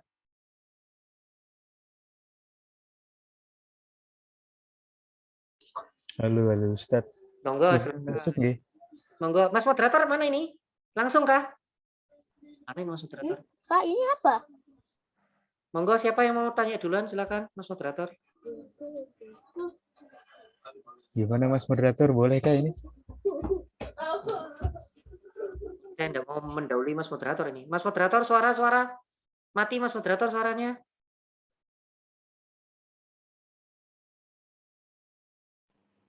Afwan Ustaz, kembali tadi. Untuk sesi pertanyaan, mohon maaf Mas, kita sediakan untuk sesi di chat saja. Oh, di chat. Peraturan dari panitia. Oh ya sudah, monggo, di chat aja ya, ngetik aja ya, cepet-cepetan ngetik ya. Ini Ustaz ada yang bertanya dari inisial II, Ustaz kenapa anak yatim begitu mulia? Baik, begini, Mas Mbak yang dirahmati Allah, ingat, lihat ya, negara aja bilang, fakir miskin dan anak terlantar dipelihara oleh negara, itu negara ya, belum Islam, belum Islam. Apalagi kita bicara tentang Islam. Kita sama-sama tahu teman-teman, orang yang terdolimi, orang yang penuh dengan penderitaan, doanya itu terkabul. Dan kita tahu nyun sewu tanpa mengurangi rasa hormat saya kepada anak-anak yatim, tanpa mengurangi rasa cara saya memuliakan anak yatim, kita sama-sama tahu teman-teman kita yang yatim itu mereka sudah tidak memiliki orang tua, tidak memiliki bapak, tidak memiliki ibu, gitu kan, yang harusnya bisa ada yang menafkahi mereka, mereka tidak ada yang menafkahi. Kenapa kok jadi mulia? Karena di dalam doa mereka itu banyak dikabulkan oleh Allah. Ya nyun sewu ya, karena mereka kan orang-orang yang menderita, orang-orang yang duafa, makanya doanya terkabulkan. Sekali lagi ya teman-teman ya, makanya hati-hati sama orang-orang miskin. Orang-orang miskin, anak yatim, kalau Anda menyakiti mereka, sekali mereka ngomong terjadi itu. Dikabulkan sama Allah. Nah, apalagi kalau jenengan sedekah ke mereka terus mereka ya Allah panjangkanlah umurnya. Oh, tenanan itu. Ya Allah banyak berikanlah rezeki tadi itu teman-teman. Oh, Masya Allah. Saya bolak-balik ngalami itu. Saya sudah minta izin sama orangnya ini. Dan beliau saya sama Dian pun ngomong. Nah, ini masih ada fotonya. Saya sudah minta izin sama beliau untuk menceritakan hal ini. Istri teman saya, sahabat saya kuliah, itu istrinya kena kanker otak. Tumor otak, kanker otak. Sudah stadium 3, dokternya sudah ngomong, kemungkinan untuk hidup tinggal 2 minggu. Dokternya angkat-angkat. Karena nggak bisa, kemungkinan untuk 2 minggu. Nah, si teman saya itu ingat, kalau dulu ngaji itu, kalau kamu lagi ada masalah, selesaikan dengan istighfar dan sedekah. Oke? Apa yang dilakukan teman saya? Dia pokoknya ada duit itu dia cari anak yatim dikasih itu. Wis pokoknya anak yatim dikasih. Wis pokoknya apa caranya anak yatim dikasih. Sudah ya, itu kan toh kepalanya nyun sewu ada tumor kan, itu sudah tidak sadar itu. Dia sudah tidak sadar, sudah ngomong kok 3 minggu, dalam 2 minggu kalau tidak diselamatkan istrinya dengan meninggal. Nyun sewu ya, ini kalimat dokternya. Terus pada saat oke lah mau disiapkan operasi dan itu pun dokternya karena ini sudah fatal seperti ini kemungkinan hidupnya kecil. Nah kan ini lagi musim COVID nih. Supaya pas ngoperasi hati-hati, dokternya gak keluaran KB, di swab, ketur. Loh kok ya pas di swab itu loh, pas di swab positif. Wis ono tumor otak, positif COVID. Akhirnya diisolasi dulu. Belum bisa dioperasi, ngenteni mari dhisik. Padahal tadi bilang bertahannya 2 minggu. Nah ini loh mujizatnya namanya sedekah ke apa namanya ke anak yatim. Ketika teman saya itu puyeng seperti itu ya, kok lucunya teman saya itu pas main Instagram ketemu sama salah satu dokter spesialis ahli tumor terbaik se-Indonesia. Nah Instagram kok dia ketemu ngobrol, dok istri saya kok ya pas, wallah itu jalannya Allah ya, ketemu di Instagram ketemu ngobrol. Loh iya aku nih dokter terkenal itu, terus dia ngomong, ditanggapi sama dokternya, istri dengan ada di rumah sakit mana, ditolongi, oh dia ahli spesialis, dicek, saya bisa selamat ini, masih bisa selamat. Dan luar biasanya ketika sedekah itu tadi, sedekah ke anak yatim tadi, itu yang dia bilang dokter yang pertama ngomong 2 minggu, kata dokter enggak, ini peluangnya masih besar, masih bisa. Setelah selesai COVID-nya selesai, dioperasi. Kalau teman-teman di otaknya ini ada tumor sebesar 7 cm, kemarin itu ditunjukkan sama saya before after yang 7 cm, sama yang sekarang di otaknya itu 0 cm, sudah tidak ada tumornya. Bisa dioperasi. Gara-gara apa? Gara-gara doanya anak yatim. Maka jangan nyepelekan anak yatim. Sekali-sekali, benar jangan nyepelekan anak yatim. Nyun saya katanya Ibnul Qayyim al-Jauziyah. Tidak hanya berlaku buat orang Islam. Saya ulangi kalimat saya, tidak hanya berlaku buat orang Islam. Orang kafir sekalipun, kalau dia sedekah, apalagi sedekahnya ke anak yatim, itu sama Allah ditunda musibahnya. Tidak jadi dikasih musibah. Tidak jadi dikasih, oh banyak, hadis tentang ini banyak. Riwayatnya riwayatnya Nabi Musa, riwayatnya Nabi Ibrahim, itu banyak. Orang-orang kafir yang ketika dia sedekah, sama Allah itu tidak jadian, tidak jadi dikasih azab. Itu orang kafir, teman-teman. Orang kafir sedekah, itu sama Allah tidak jadi dikasih azab. Apalagi ini orang Islam yang sedekah. Apalagi sedekahnya kepada anak yatim. Nah, itu kayak cerita teman saya tadi. Jadi itu ya, kemuliaan anak yatim itu ya salah satunya Nyun Sewu, karena hidup mereka, Nyun Sewu maaf, hidup mereka yang memang dalam keadaan du'afa, makanya doa mereka dikabulkan oleh Allah. Maka sesekali teman-teman jangan pernah menyepelekan anak yatim ya. Semampu teman-teman ya syukur-syukur kalau bila sebulan sekali 100.000 ke anak yatim itu top. Sebulan sekali 1 juta ke anak yatim, oh itu lebih top. Saya sebut itu tampan dan pemberani. Nah, gitu ya. Oke ya, baik. Monggo, siapa lagi? Monggo, Mas. Baik, Ustaz. Ini ada pertanyaan lagi dari Mas Bagas Maulana, kalau nggak salah tadi. Apakah setelah balik sudah tidak dianggap yatim lagi? Status yatim itu bukan tentang balik atau tidak balik. Status yatim itu kemampuan untuk mencari nafkah. Kalau dia sudah bisa mencari nafkah, maka ya memang masih boleh sih menerima sedekah. Tapi yang lebih berhak, yang lebih diutamakan ada yang belum bisa mencari nafkah. Dan ingat ya, ketika masih kecil kan diutamakan bukan mencari nafkah, tapi sekolah. Nanti kalau sudah balik ya dia cari nafkah sendiri, meskipun boleh dia nerima sedekah itu masih boleh. Tapi yang diutamakan itu yang belum bisa mencari nafkah. Gitu nggih. Ada lagi, silakan. Ada, masih banyak, Ustaz. Tapi mohon maaf teman-teman karena waktu kita terbatas, kita batasi 5 pertanyaan ya. Mohon maaf sekali. Ya nanti di DM aja ke Instagram saya. Monggo lagi silakan Mas moderator. Iya, Ustaz. Baik. Ada ini pertanyaan dari Mas Bagas Firdaus. Assalamualaikum Ustaz. Mau tanya, kalau misal kita sedekah tetapi orang lain itu iri dengan kita karena lebih sedikit jumlahnya daripada kita, bagaimana Ustaz? Terima kasih Ustaz. Mas, ini nanti kita selesai jam berapa? Jam 9 Ustaz. 9. Kita kurang berapa menit? Kurang sekitar 27 menit. 27 menit. Ada acara penutupannya kah nanti ini? Ada Ustaz. Berapa menit acara penutupannya? Kira-kira doa mungkin sekitar cukup 5 menit saja, Ustaz.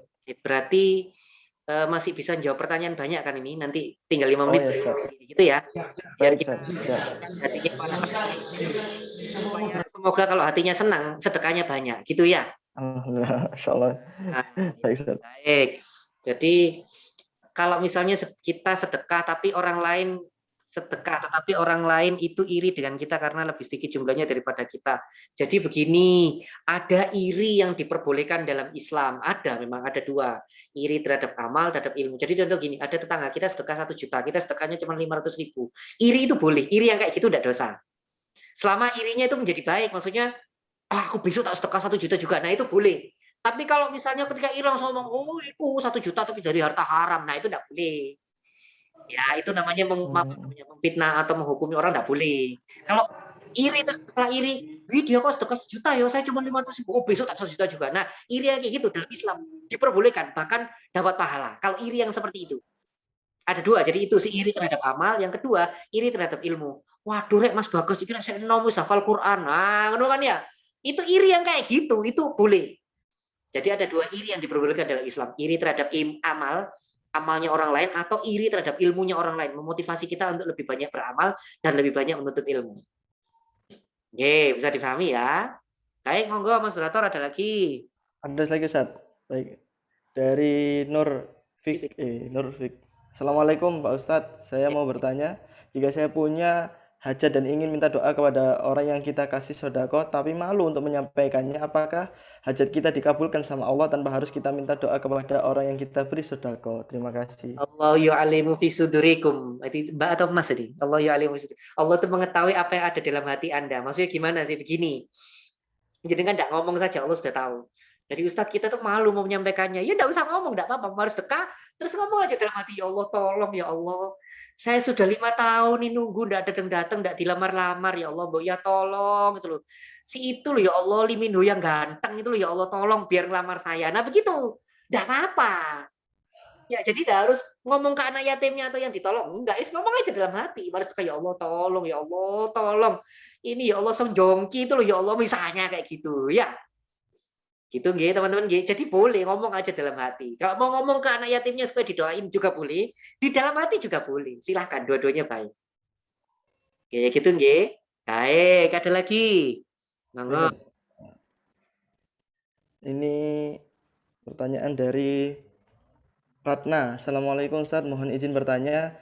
Ini mumpung bulan Muharram kan ingin memperbanyak amalan. Kasih tips dan saran dong untuk meningkatkan istiqomah beribadah. Terima kasih Ustaz untuk jawabannya. Kalau di bulan selain Ramadan enak ngasih tips di bulan Ramadan. Nanti kalau di bulan selain PPKM enak saya ngasih tipsnya. Nah ini PPKM jadi kan nggak bisa kemana-mana ya.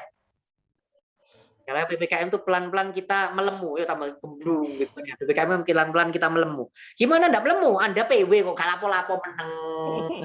Sing ora lega cuma jempole tang tang gitu kan ya. Saya dibuka akun gibah lambe turah mak rempong mak nyinyir insta julid gitu kan ya. Ustadznya apa lu kan saya adminnya mereka gitu kan. Roh ya Ustadz. Jadi Ustadz saran supaya Muharram ini kita memperbanyak ibadah, sarannya satu. Perbanyak follow akun kebaikan. Akun-akun dakwah, perdengarkan ceramah-ceramah di YouTube, pengajian-pengajian. Nah itu nanti janda di istiqomah. Karena tidak mungkin Anda bisa istiqomah kalau tidak kumpul sama orang-orang alim. Nah kita sekarang tuh tidak bisa kumpul sama orang-orang alim, itu tidak bisa. Lalu lagi PPKM. Anda mau kumpul orang lain, mana kartu vaksinnya mana? Ayo mana kartu vaksinnya lah? Bulat gitu kan ya, nggak bisa kumpul.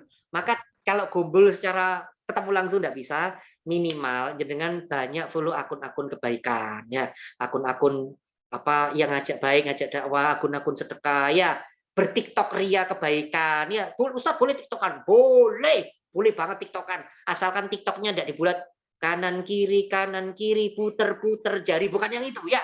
Bukan itu. TikToknya dibuat untuk yang dakwah atau ikut akun-akun kebaikan. TikToknya digunakan untuk apa ngikuti ceramah-ceramah siapapun itu, Gus Baha, Ustadz Hadi Dayat, Ustadz Abdul Somad, apalagi Ustadz Salim Afila dan sebagainya, Ustadz Hanan Nataki dan sebagainya. Monggo silakan. Jenengan ketika follow para kiai, para gus, para ustadz tadi nanti jenengan bersemangat untuk beramal ibadah. Jadi jangan diem doang dipakai handphone terus nge-game Instagram, itu tidak bermanfaat. Jadikan itu untuk kebaikan. Nanti jangan lama-kelamaan ketarik untuk beribadah. Nanti ketarik jadi istiqomah. Gitu bisa dipahami nggih. Baik, yuk mana lagi? Silakan. Baik Ustaz, ada pertanyaan dari Komariah nama akunnya. Assalamualaikum Ustadz, mengulang dari cerita Ustadz tadi tentang cerita hijrah Rasulullah. Lantas bagaimana keadaan Sayyidina Ali pada saat itu yang menggantikan Rasulullah tidur di tempat tidur Rasulullah? Si urip Mbak, tenang aman. Si urip Mbak, jangan khawatir gitu kan ya. Masih hidup, pas dibuka. Mungkin apa namanya, pas dibuka, lah gitu kan ya, kaget orang Quraisy gitu kan ya. Loh, itu kanjeng Nabi gitu kan ya. Karena mereka sasarannya kan bukan bukan Ali, sasarannya kanjeng Nabi, makanya tidak diapa-apain. Ketika Rasulullah hijrah ke Madinah itu, putrinya Rasulullah tuh masih di situ loh. Siapa namanya? Apa putrinya Rasulullah itu masih di situ, masih apa namanya? Bersama apa namanya? Masih di Mekah loh itu. Putrinya Rasul dan nggak diapa-apain sama orang, hebatnya orang Quraisy gitu ya. Maksudnya orang terdahulu itu perang ambil bapak, bapak ayah, anaknya nggak diapa-apa no. Jadi keadaan Ali pada saat itu ya nggak apa-apa. Makanya kan nyuwun sewu. Bagi orang-orang Syiah, bagi madhab Syiah, itu kan mereka mengaku bahwa khalifah itu nggak ada Abu Bakar, nggak ada Umar, nggak ada Utsman. Yang berhak jadi khalifah itu Ali. Kenapa? Karena yang menggantikan untuk berkorban dalam tanda petik berkorban nyawa itu Ali. Makanya mazhab Syiah itu mengatakan yang paling berhak untuk jadi apa namanya khalifah pertama itu Ali. Satu karena itu, yang kedua karena Ali itu masih menantunya Rasul, makanya dia didahulukan. Itu menurut mazhab Syiah ya. Kalau menurut mazhab Ahlussunnah wal Jamaah enggak, Abu Bakar, Umar, Utsman, Ali itu sama-sama khalifah. Jadi Ali tetap hidup, alhamdulillah tetap hidup karena orang Quraisy saat itu memang dalam tanda petik amanah. Mereka kalau bermusuhan sama Rasul ya sama Rasulullah saja, anak keturunannya udah dimusuhi. Begitu nggih. Baik, yo itu kan orang Quraisy orang zaman dulu kan begitu, gak loro atian kok jenengan yo. Kaya dhewe gitu. Tukaran di bapak anake melu dilokno, tuh kan ya. Anake melu dibully. Benci di Ayu Ting Ting anake melu dilokno. Astagfirullah kok mbak meneh. Tapi kan ngono kok ya. Ustaz itu petisi Ayu Ting Ting bel gedes, Mbak, Mas sebenarnya. Jenengan enggak suka sama Ayu Ting Ting enggak apa-apa, tapi enggak usah ngolong-ngolong anaknya gitu loh. Ustadznya ikut, ayo. Saya ikut forum pergibahan nasional kok. Astagfirullahaladzim. Sekali lagi, enggak usah ikut yang gitu-gituan ya. Ustadznya ikut enggak? Itu saya survei, teman-teman. Survei, saya enggak ikut survei. Tim cek fakta ya. Silakan ada lagi. Baik, Ustaz. Dari nama akunnya Tore. Assalamualaikum. Bolehkah kita meminta doakan supaya mencapai target tertentu dengan nanti imbalan sedekah di luar biasanya? Boleh. Misalnya gini, Ustaz, saya berdoa, ya Allah tolong saya dikasih misalnya 2 juta ya Allah. Nanti saya kalau dikasih 2 juta nanti sedekah saya jadi 100.000, 200.000. Boleh. Kayak gitu boleh. Boleh. Kalau kita bicara boleh ya. Tapi kalau yang lebih baik itu dibalik. Sebelum jenengan ngomong kayak gitu, lebih baik jenengan sedekah dulu supaya nanti dikasih yang lebih banyak. Kalau bertanya boleh. Tapi lebih baik itu sedekah dulu supaya nanti dikasih banyak. Gitu ya. Ayo ada lagi. Bisa dari Dea. Assalamualaikum Ustaz. Bagaimana cara buat istiqomah berbuat kebaikan, tidak hanya infak tapi kebaikan yang lain yang disunahkan Rasul? Itu tadi saya bilang. Sama ya Ustaz. Kumpul sama orang-orang soleh karena kita sekarang PPKM tidak bisa. Ya sudah itu tadi. Follow orang-orang soleh ya. Mau pakai Instagram, YouTube, Facebook, apalagi TikTok silakan. Mau pakai media apapun. Oke, ada lagi. Ini ada dari Damar tapi di luar tema. Tidak apa-apa nggak Ustaz? Ya. Ustaz, mungkin ini pertanyaan dasar. Saya pernah mendengar istilah Islam moderat. Nah, sebetulnya apakah arti dari Islam moderat dan bagaimana sebaiknya kita berislam? Moderat itu artinya wasatonia. Wasatonia itu artinya pertengahan. Gini loh Mas, kenapa muncul ada yang namanya Islam moderat? Karena adanya Islam yang kaku. Jadi gini, ada bilang, oh enggak ada Islam, Islam saja. Oke, teorinya begitu. Tapi pada prakteknya, ono Islam sing kaku itu ono. Kayak gimana Ustaz Islam yang kaku? Islam yang kaku itu begini, bahwa orang Islam itu harus pakai baju gamis. Nah, itu Islam yang kaku. Mas, Islam itu tidak ikut gini. Yang diajarkan Islam itu intisarinya, bukan budayanya. Gamis itu budaya. Anda tidak perlu pakai gamis, pakai sarung saja. Sarung. Ya, pakai sarung saja. Ya, Ustaz pakai celana, enggak apa-apa. Kalau mau pakai gamis juga boleh loh ya. Boleh, sekali lagi, pakai gamis juga boleh. Tapi Anda tidak perlu paksa harus pakai gamis. Itu yang dinamakan Islam kaku. Seakan-akan semua yang dipraktekkan oleh Rasulullah kita contoh plek. Enggak begitu. Enggak semua yang dilakukan Rasulullah itu kita contoh plek. Kenapa? Rasulullah itu melakukan sesuatu karena ada tiga motif. Yang pertama Rasulullah sebagai manusia biasa, yang kedua Rasulullah sebagai orang Arab, yang ketiga Rasulullah sebagai nabi, atau ada lagi Rasulullah sebagai seorang suami. Itu harus tahu bedanya. Rasulullah sebagai orang biasa atau Rasulullah sebagai orang Arab, contoh Kanjeng Nabi makannya kambing. Anda tidak perlu niru, Mas, Mbak. Jangan makan kambing, asam urat, kolesterol, kanker, kantong kering maksudnya, nggak ada duit. Kayamu berdiri makan getuk atau ngomong makan kambing. Nah ini yang namanya nggak usah niru karena tidak cocok. Itu bukan, itu Rasulullah sebagai orang Arab, nggak perlu ditiru. Oke, nggak perlu ditiru. Itu apa namanya? Contoh maaf ya, maaf. Rasulullah poligami. Nah itu Rasulullah sebagai orang Arab. Karena orang Arab itu menikah lebih dari satu kali. Nggak perlu ditiru gitu kan ya. Wah, sunnah Rasul. Hore, itu nggak perlu ditiru. Tahu dari mana Ustaz? Abu Bakar nggak poligami, Umar nggak poligami, Ali nggak poligami. Ayo, para ulama 4 mazhab juga nggak poligami. Ya. Tapi Ustaz kalau saya mau poligami, ya nggak apa-apa, boleh-boleh saja, untuk boleh kok. Mubah hukumnya. Saya nggak ngelarang, monggo silakan. Tapi bukan berarti dipaksakan maknanya harus begitu. Ingat ya, muncul Islam kaku itu gara-gara itu tadi. Islam kaku itu yang memaknai teks atau hadis itu seakan-akan maknanya begitu. Padahal harus dilihat konteksnya, dilihat budayanya, dan sebagainya. Oke? Nah, maka muncul yang di Indonesia ini, muncul bukannya di Indonesia, di beberapa negara juga begitu. Ada yang namanya Islam moderat. Nggak perlu nggak perlu harus sama plek seperti Rasulullah. Yang penting itu intinya.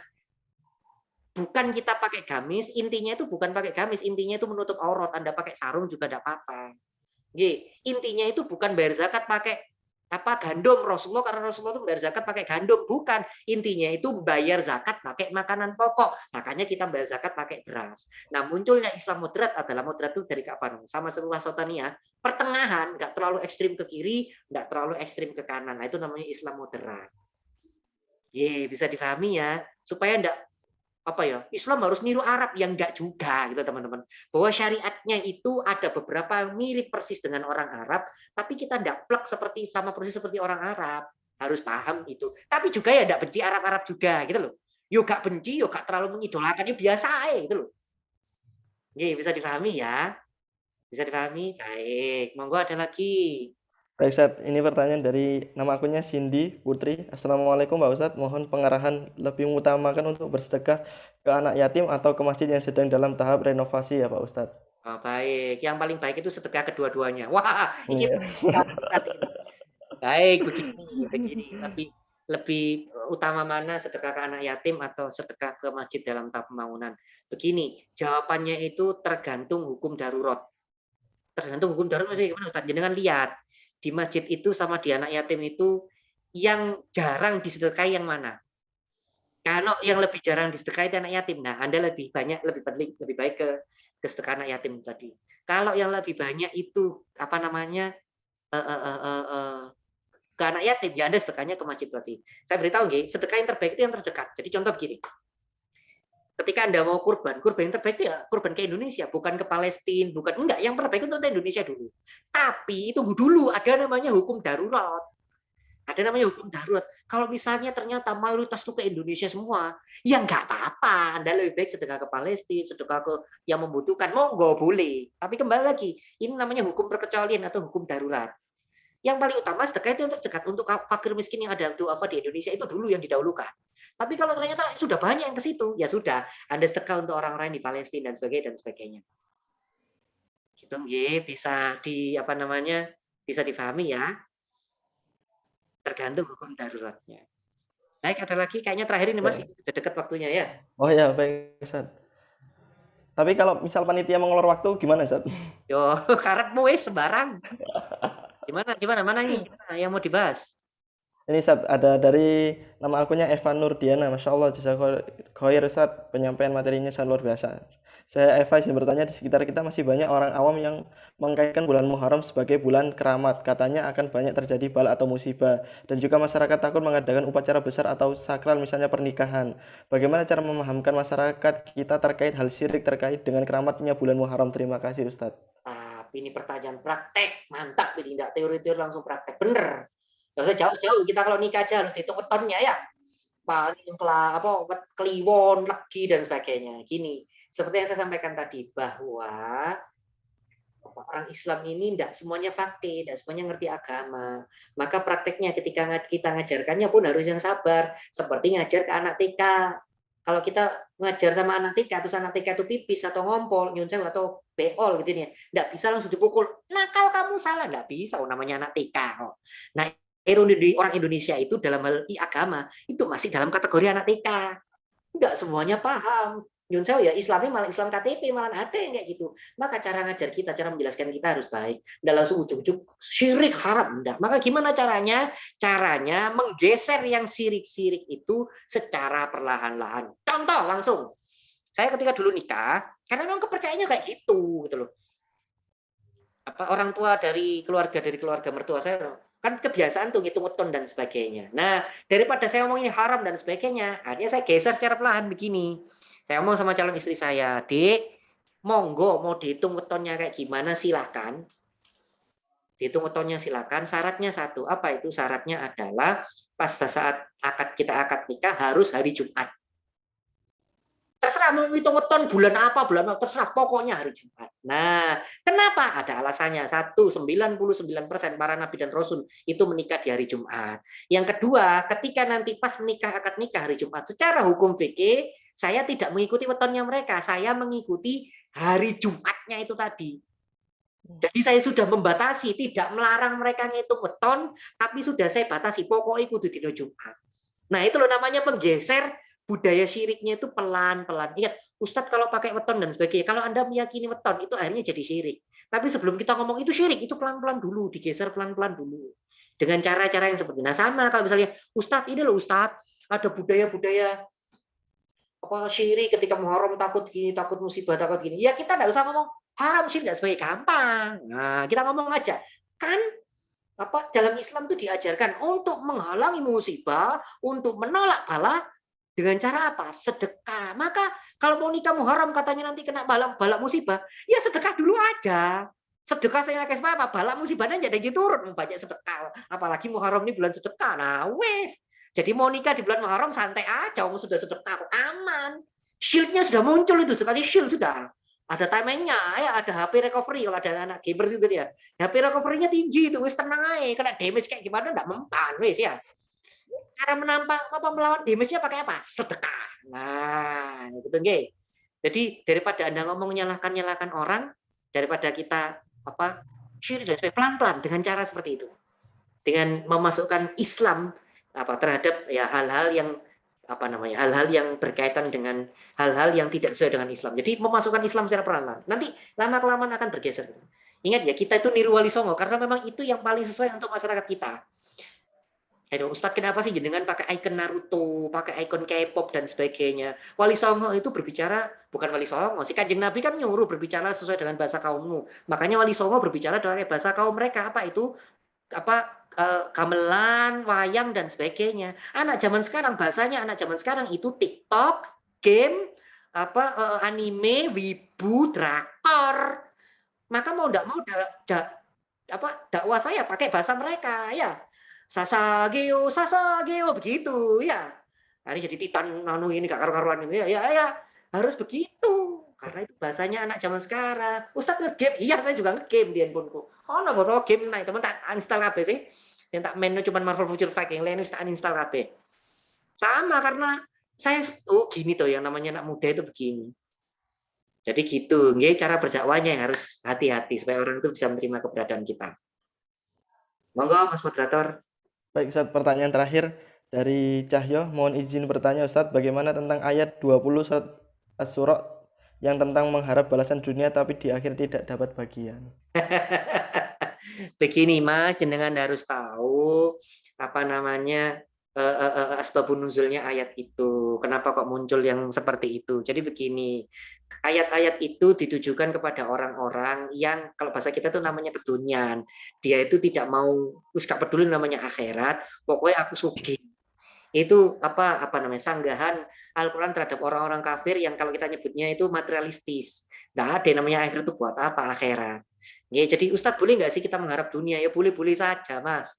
Justru jenengan tuh disuruh kaya, fardu. Kalau menurut mazhab Syafi'i, Imam Syafi'i yang ngomong ini fardu kifayah, kaya itu. Sak kampung itu harus ada orang satu Islam yang kaya. Fardu kifayah. Kenapa? Begini. Satu, berangkat haji itu butuh duit. Oke ya, Ustadz, tapi nggak cukup cuma berangkat haji. Lah nek sampean sugih iku sak kampung iso sampean berangkat no haji. Sugih-sugihan loh. Kata Imam Syafi'i begini, nggih. Kalau jenengan apa namanya? Kalau nyun sewu, maaf ya kalau kurang sopan. Kata Imam Syafi'i begini. Kalau ada non muslim besok dia pakai Alphard, mobilnya pakai Alphard, besok jenengan harus bawa helikopter. Serius, Anda tidak boleh harus lebih kaya daripada dirinya. Untuk apa? Untuk syiar Islam.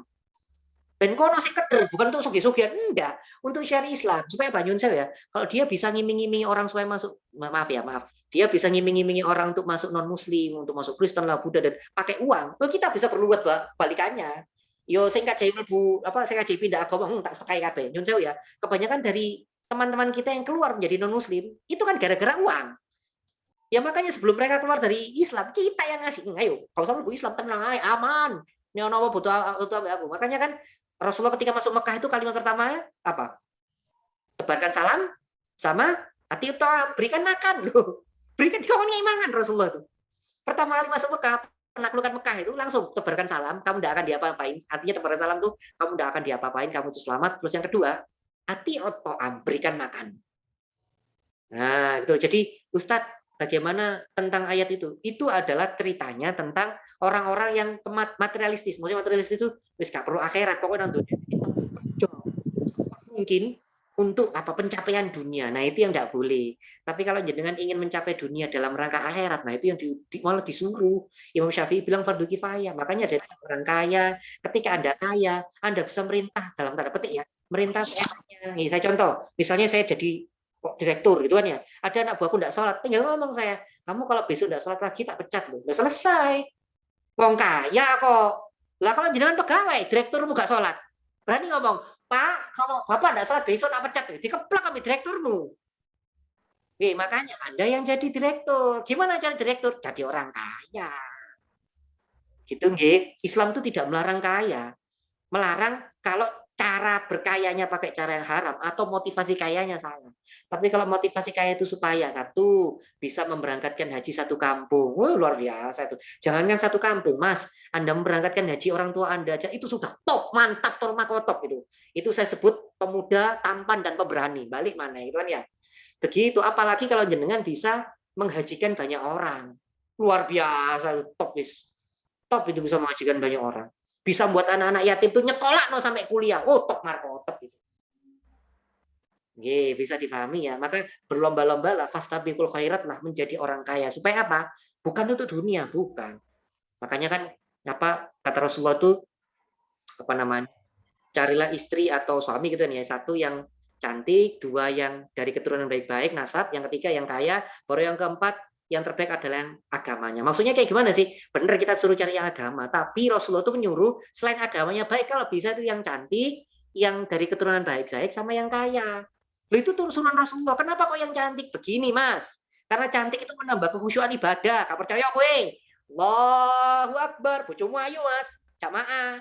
Terus salam. Assalamualaikum warahmatullahi wabarakatuh.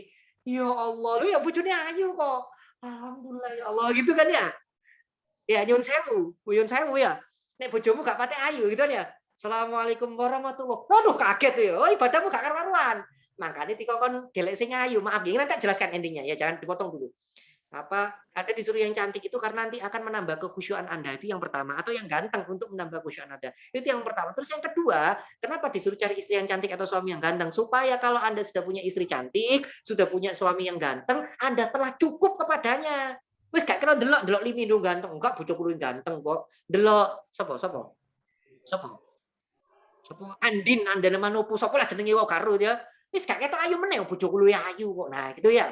Makanya disuruh yang seperti itu yang pertama. Terus yang kedua carinya nasabnya yang baik begini. Kalau Anda dari keturunan yang keluarga calon Anda dari keturunan baik-baik, maka bisa dipastikan nanti anaknya anak yang baik-baik. Itu yang pertama. Lebih mengarah ke sana. Terus yang kedua, kalau dari keturunan baik-baik, keluarga Anda itu lebih nyaman, lebih tentram apa? Gak ketibahan rasan-rasan.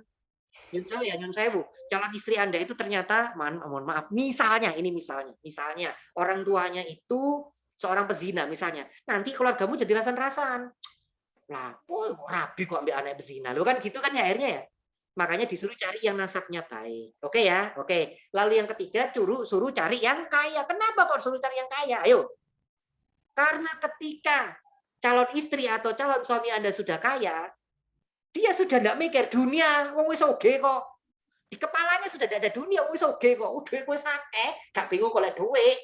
Duitku malah aku gak bingung golek duit, aku bingung ibadah saja kok. Duitku akeh kok. Betapa banyak di antara kita nyuwun sewu ya, yang miskin dunia juga miskin hati. Kenapa? Karena ketika dia miskin di kepalanya cuma uang sampai lali ibadah.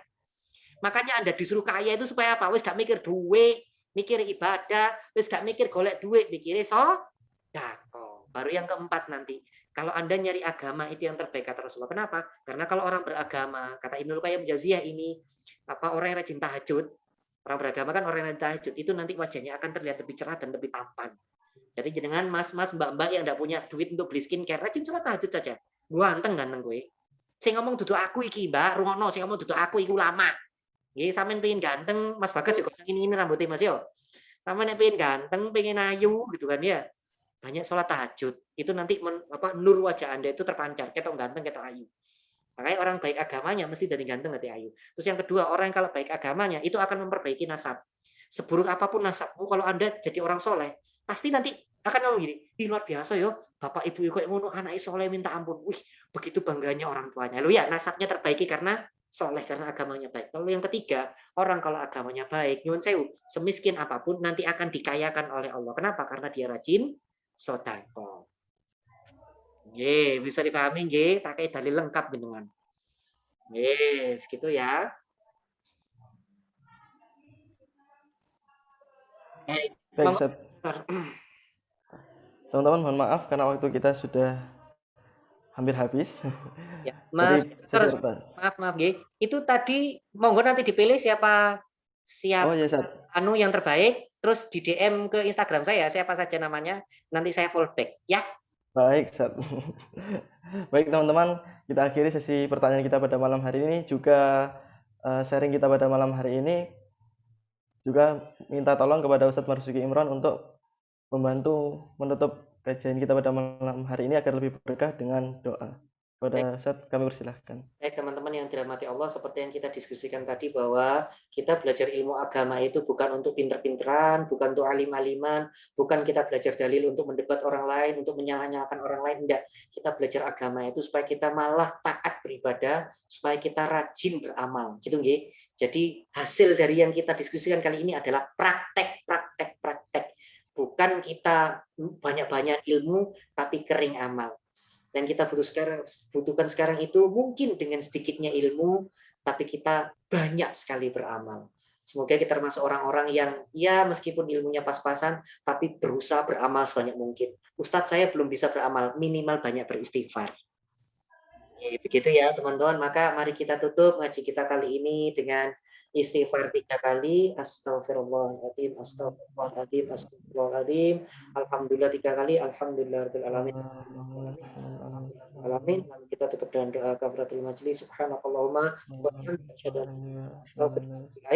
Saya mohon maaf teman-teman kalau ada kata-kata saya yang kurang berkenan, saya minta maaf. Kalau guyonan saya menyakiti hatinya dengan semuanya, kalau ada yang benar berasal dari Allah, kalau ada yang salah berasal dari saya. Al-haqqu min rabbikum wa al-haqqu minkum. Assalamualaikum warahmatullahi wabarakatuh. Waalaikumsalam warahmatullahi wabarakatuh. Saya mewakili teman-teman yang hadir pada malam hari ini, Ustaz, mengucapkan jazakallahu khairan katsiran atas ilmu yang telah di-share kepada kita. Juga untuk teman-teman, semoga ilmu yang kita dapat pada malam hari ini bisa kita amalkan sebagaimana pesan Ustaz Marzuki Imron, ilmu bukan untuk banyak-banyakan, ilmu untuk dipraktekkan. Baik, teman-teman, sebelum kita tutup, saya umumkan terlebih dahulu siapa pemenang pada malam hari ini. Ada 3 pertanyaan yang akan kami pilih. Oh ya, sebelum itu ada informasi yang tidak kami sampaikan. Yakni seperti yang teman-teman ketahui, kajian kita pada malam hari ini adalah bagian dari event Wonderful Muharram yang diadakan oleh Rumah Generasi Pemenang bersama Kurma Berbagi. Ada beberapa acara yang dilaksanakan. Seperti yang saya sampaikan tadi, ada kajian virtual bersama Ustadz Marzuki Imron yang kita laksanakan pada malam hari ini. Ada doa bersama adik yatim binaan hari Jumat 20 Agustus 2021 ada Harbolnas bagi 300 sembako Ahad 22 Agustus 2021. Untuk itu kami membuka peluang donasi untuk teman-teman yang hendak berpartisipasi. Ada beberapa dana yang sudah terkumpul sekitar 11.953.000, sedangkan target yang dibutuhkan adalah sekitar 48.675.000. Untuk apa? Itu tadi salah satunya adalah untuk berbagi kebahagiaan kepada keluarga yatim, sekitar 300 sembako yang akan kita bagikan. Nah, untuk teman-teman seperti yang saya sampaikan juga, untuk teman-teman yang ingin berbagi akan mendapatkan per slotnya itu sekitar 20.000. Jadi apakah teman-teman dibatasi hanya 20.000? Tidak, teman-teman sangat ataupun malah dianjurkan lebih banyak dari itu, bahkan jauh lebih banyak daripada itu. Juga seperti tadi yang saya sampaikan, teman-teman yang ingin mendapatkan donat, teman-teman bisa hadir di acara pada tanggal 22 Agustus. Nanti akan diberikan 3 kaleng gratis kepada yang hadir. Baik teman-teman, mungkin itu yang dapat saya sampaikan. Kembali lagi, siapakah kira-kira pemenang pertanyaan terbaik pada malam hari ini? Sudah kita tentukan, ada 3. Sabar ya teman-teman.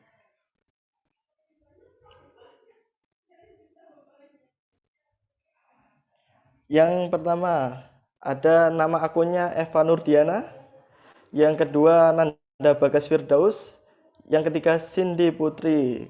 Kepada para pemenang bisa menghubungi admin di nomor 0852 3096 7400. Baik teman-teman, selamat untuk yang menjadi penanya terbaik. Dan untuk teman-teman yang belum menjadi penanya terbaik, jangan sedih, setidaknya kita bisa mendapatkan ilmu bareng-bareng pada malam hari ini.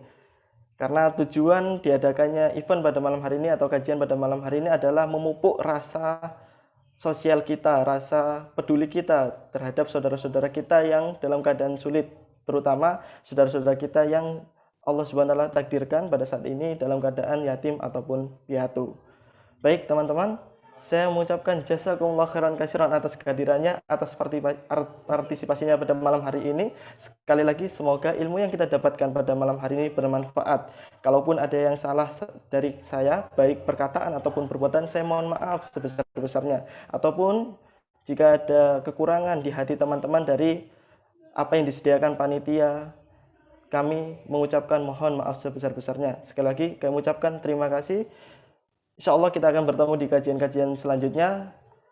Tetap amalkan ilmu kita, jangan pernah sombong akan ilmu kita.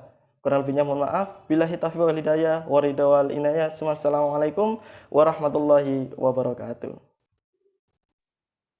Waalaikumsalam warahmatullahi wabarakatuh.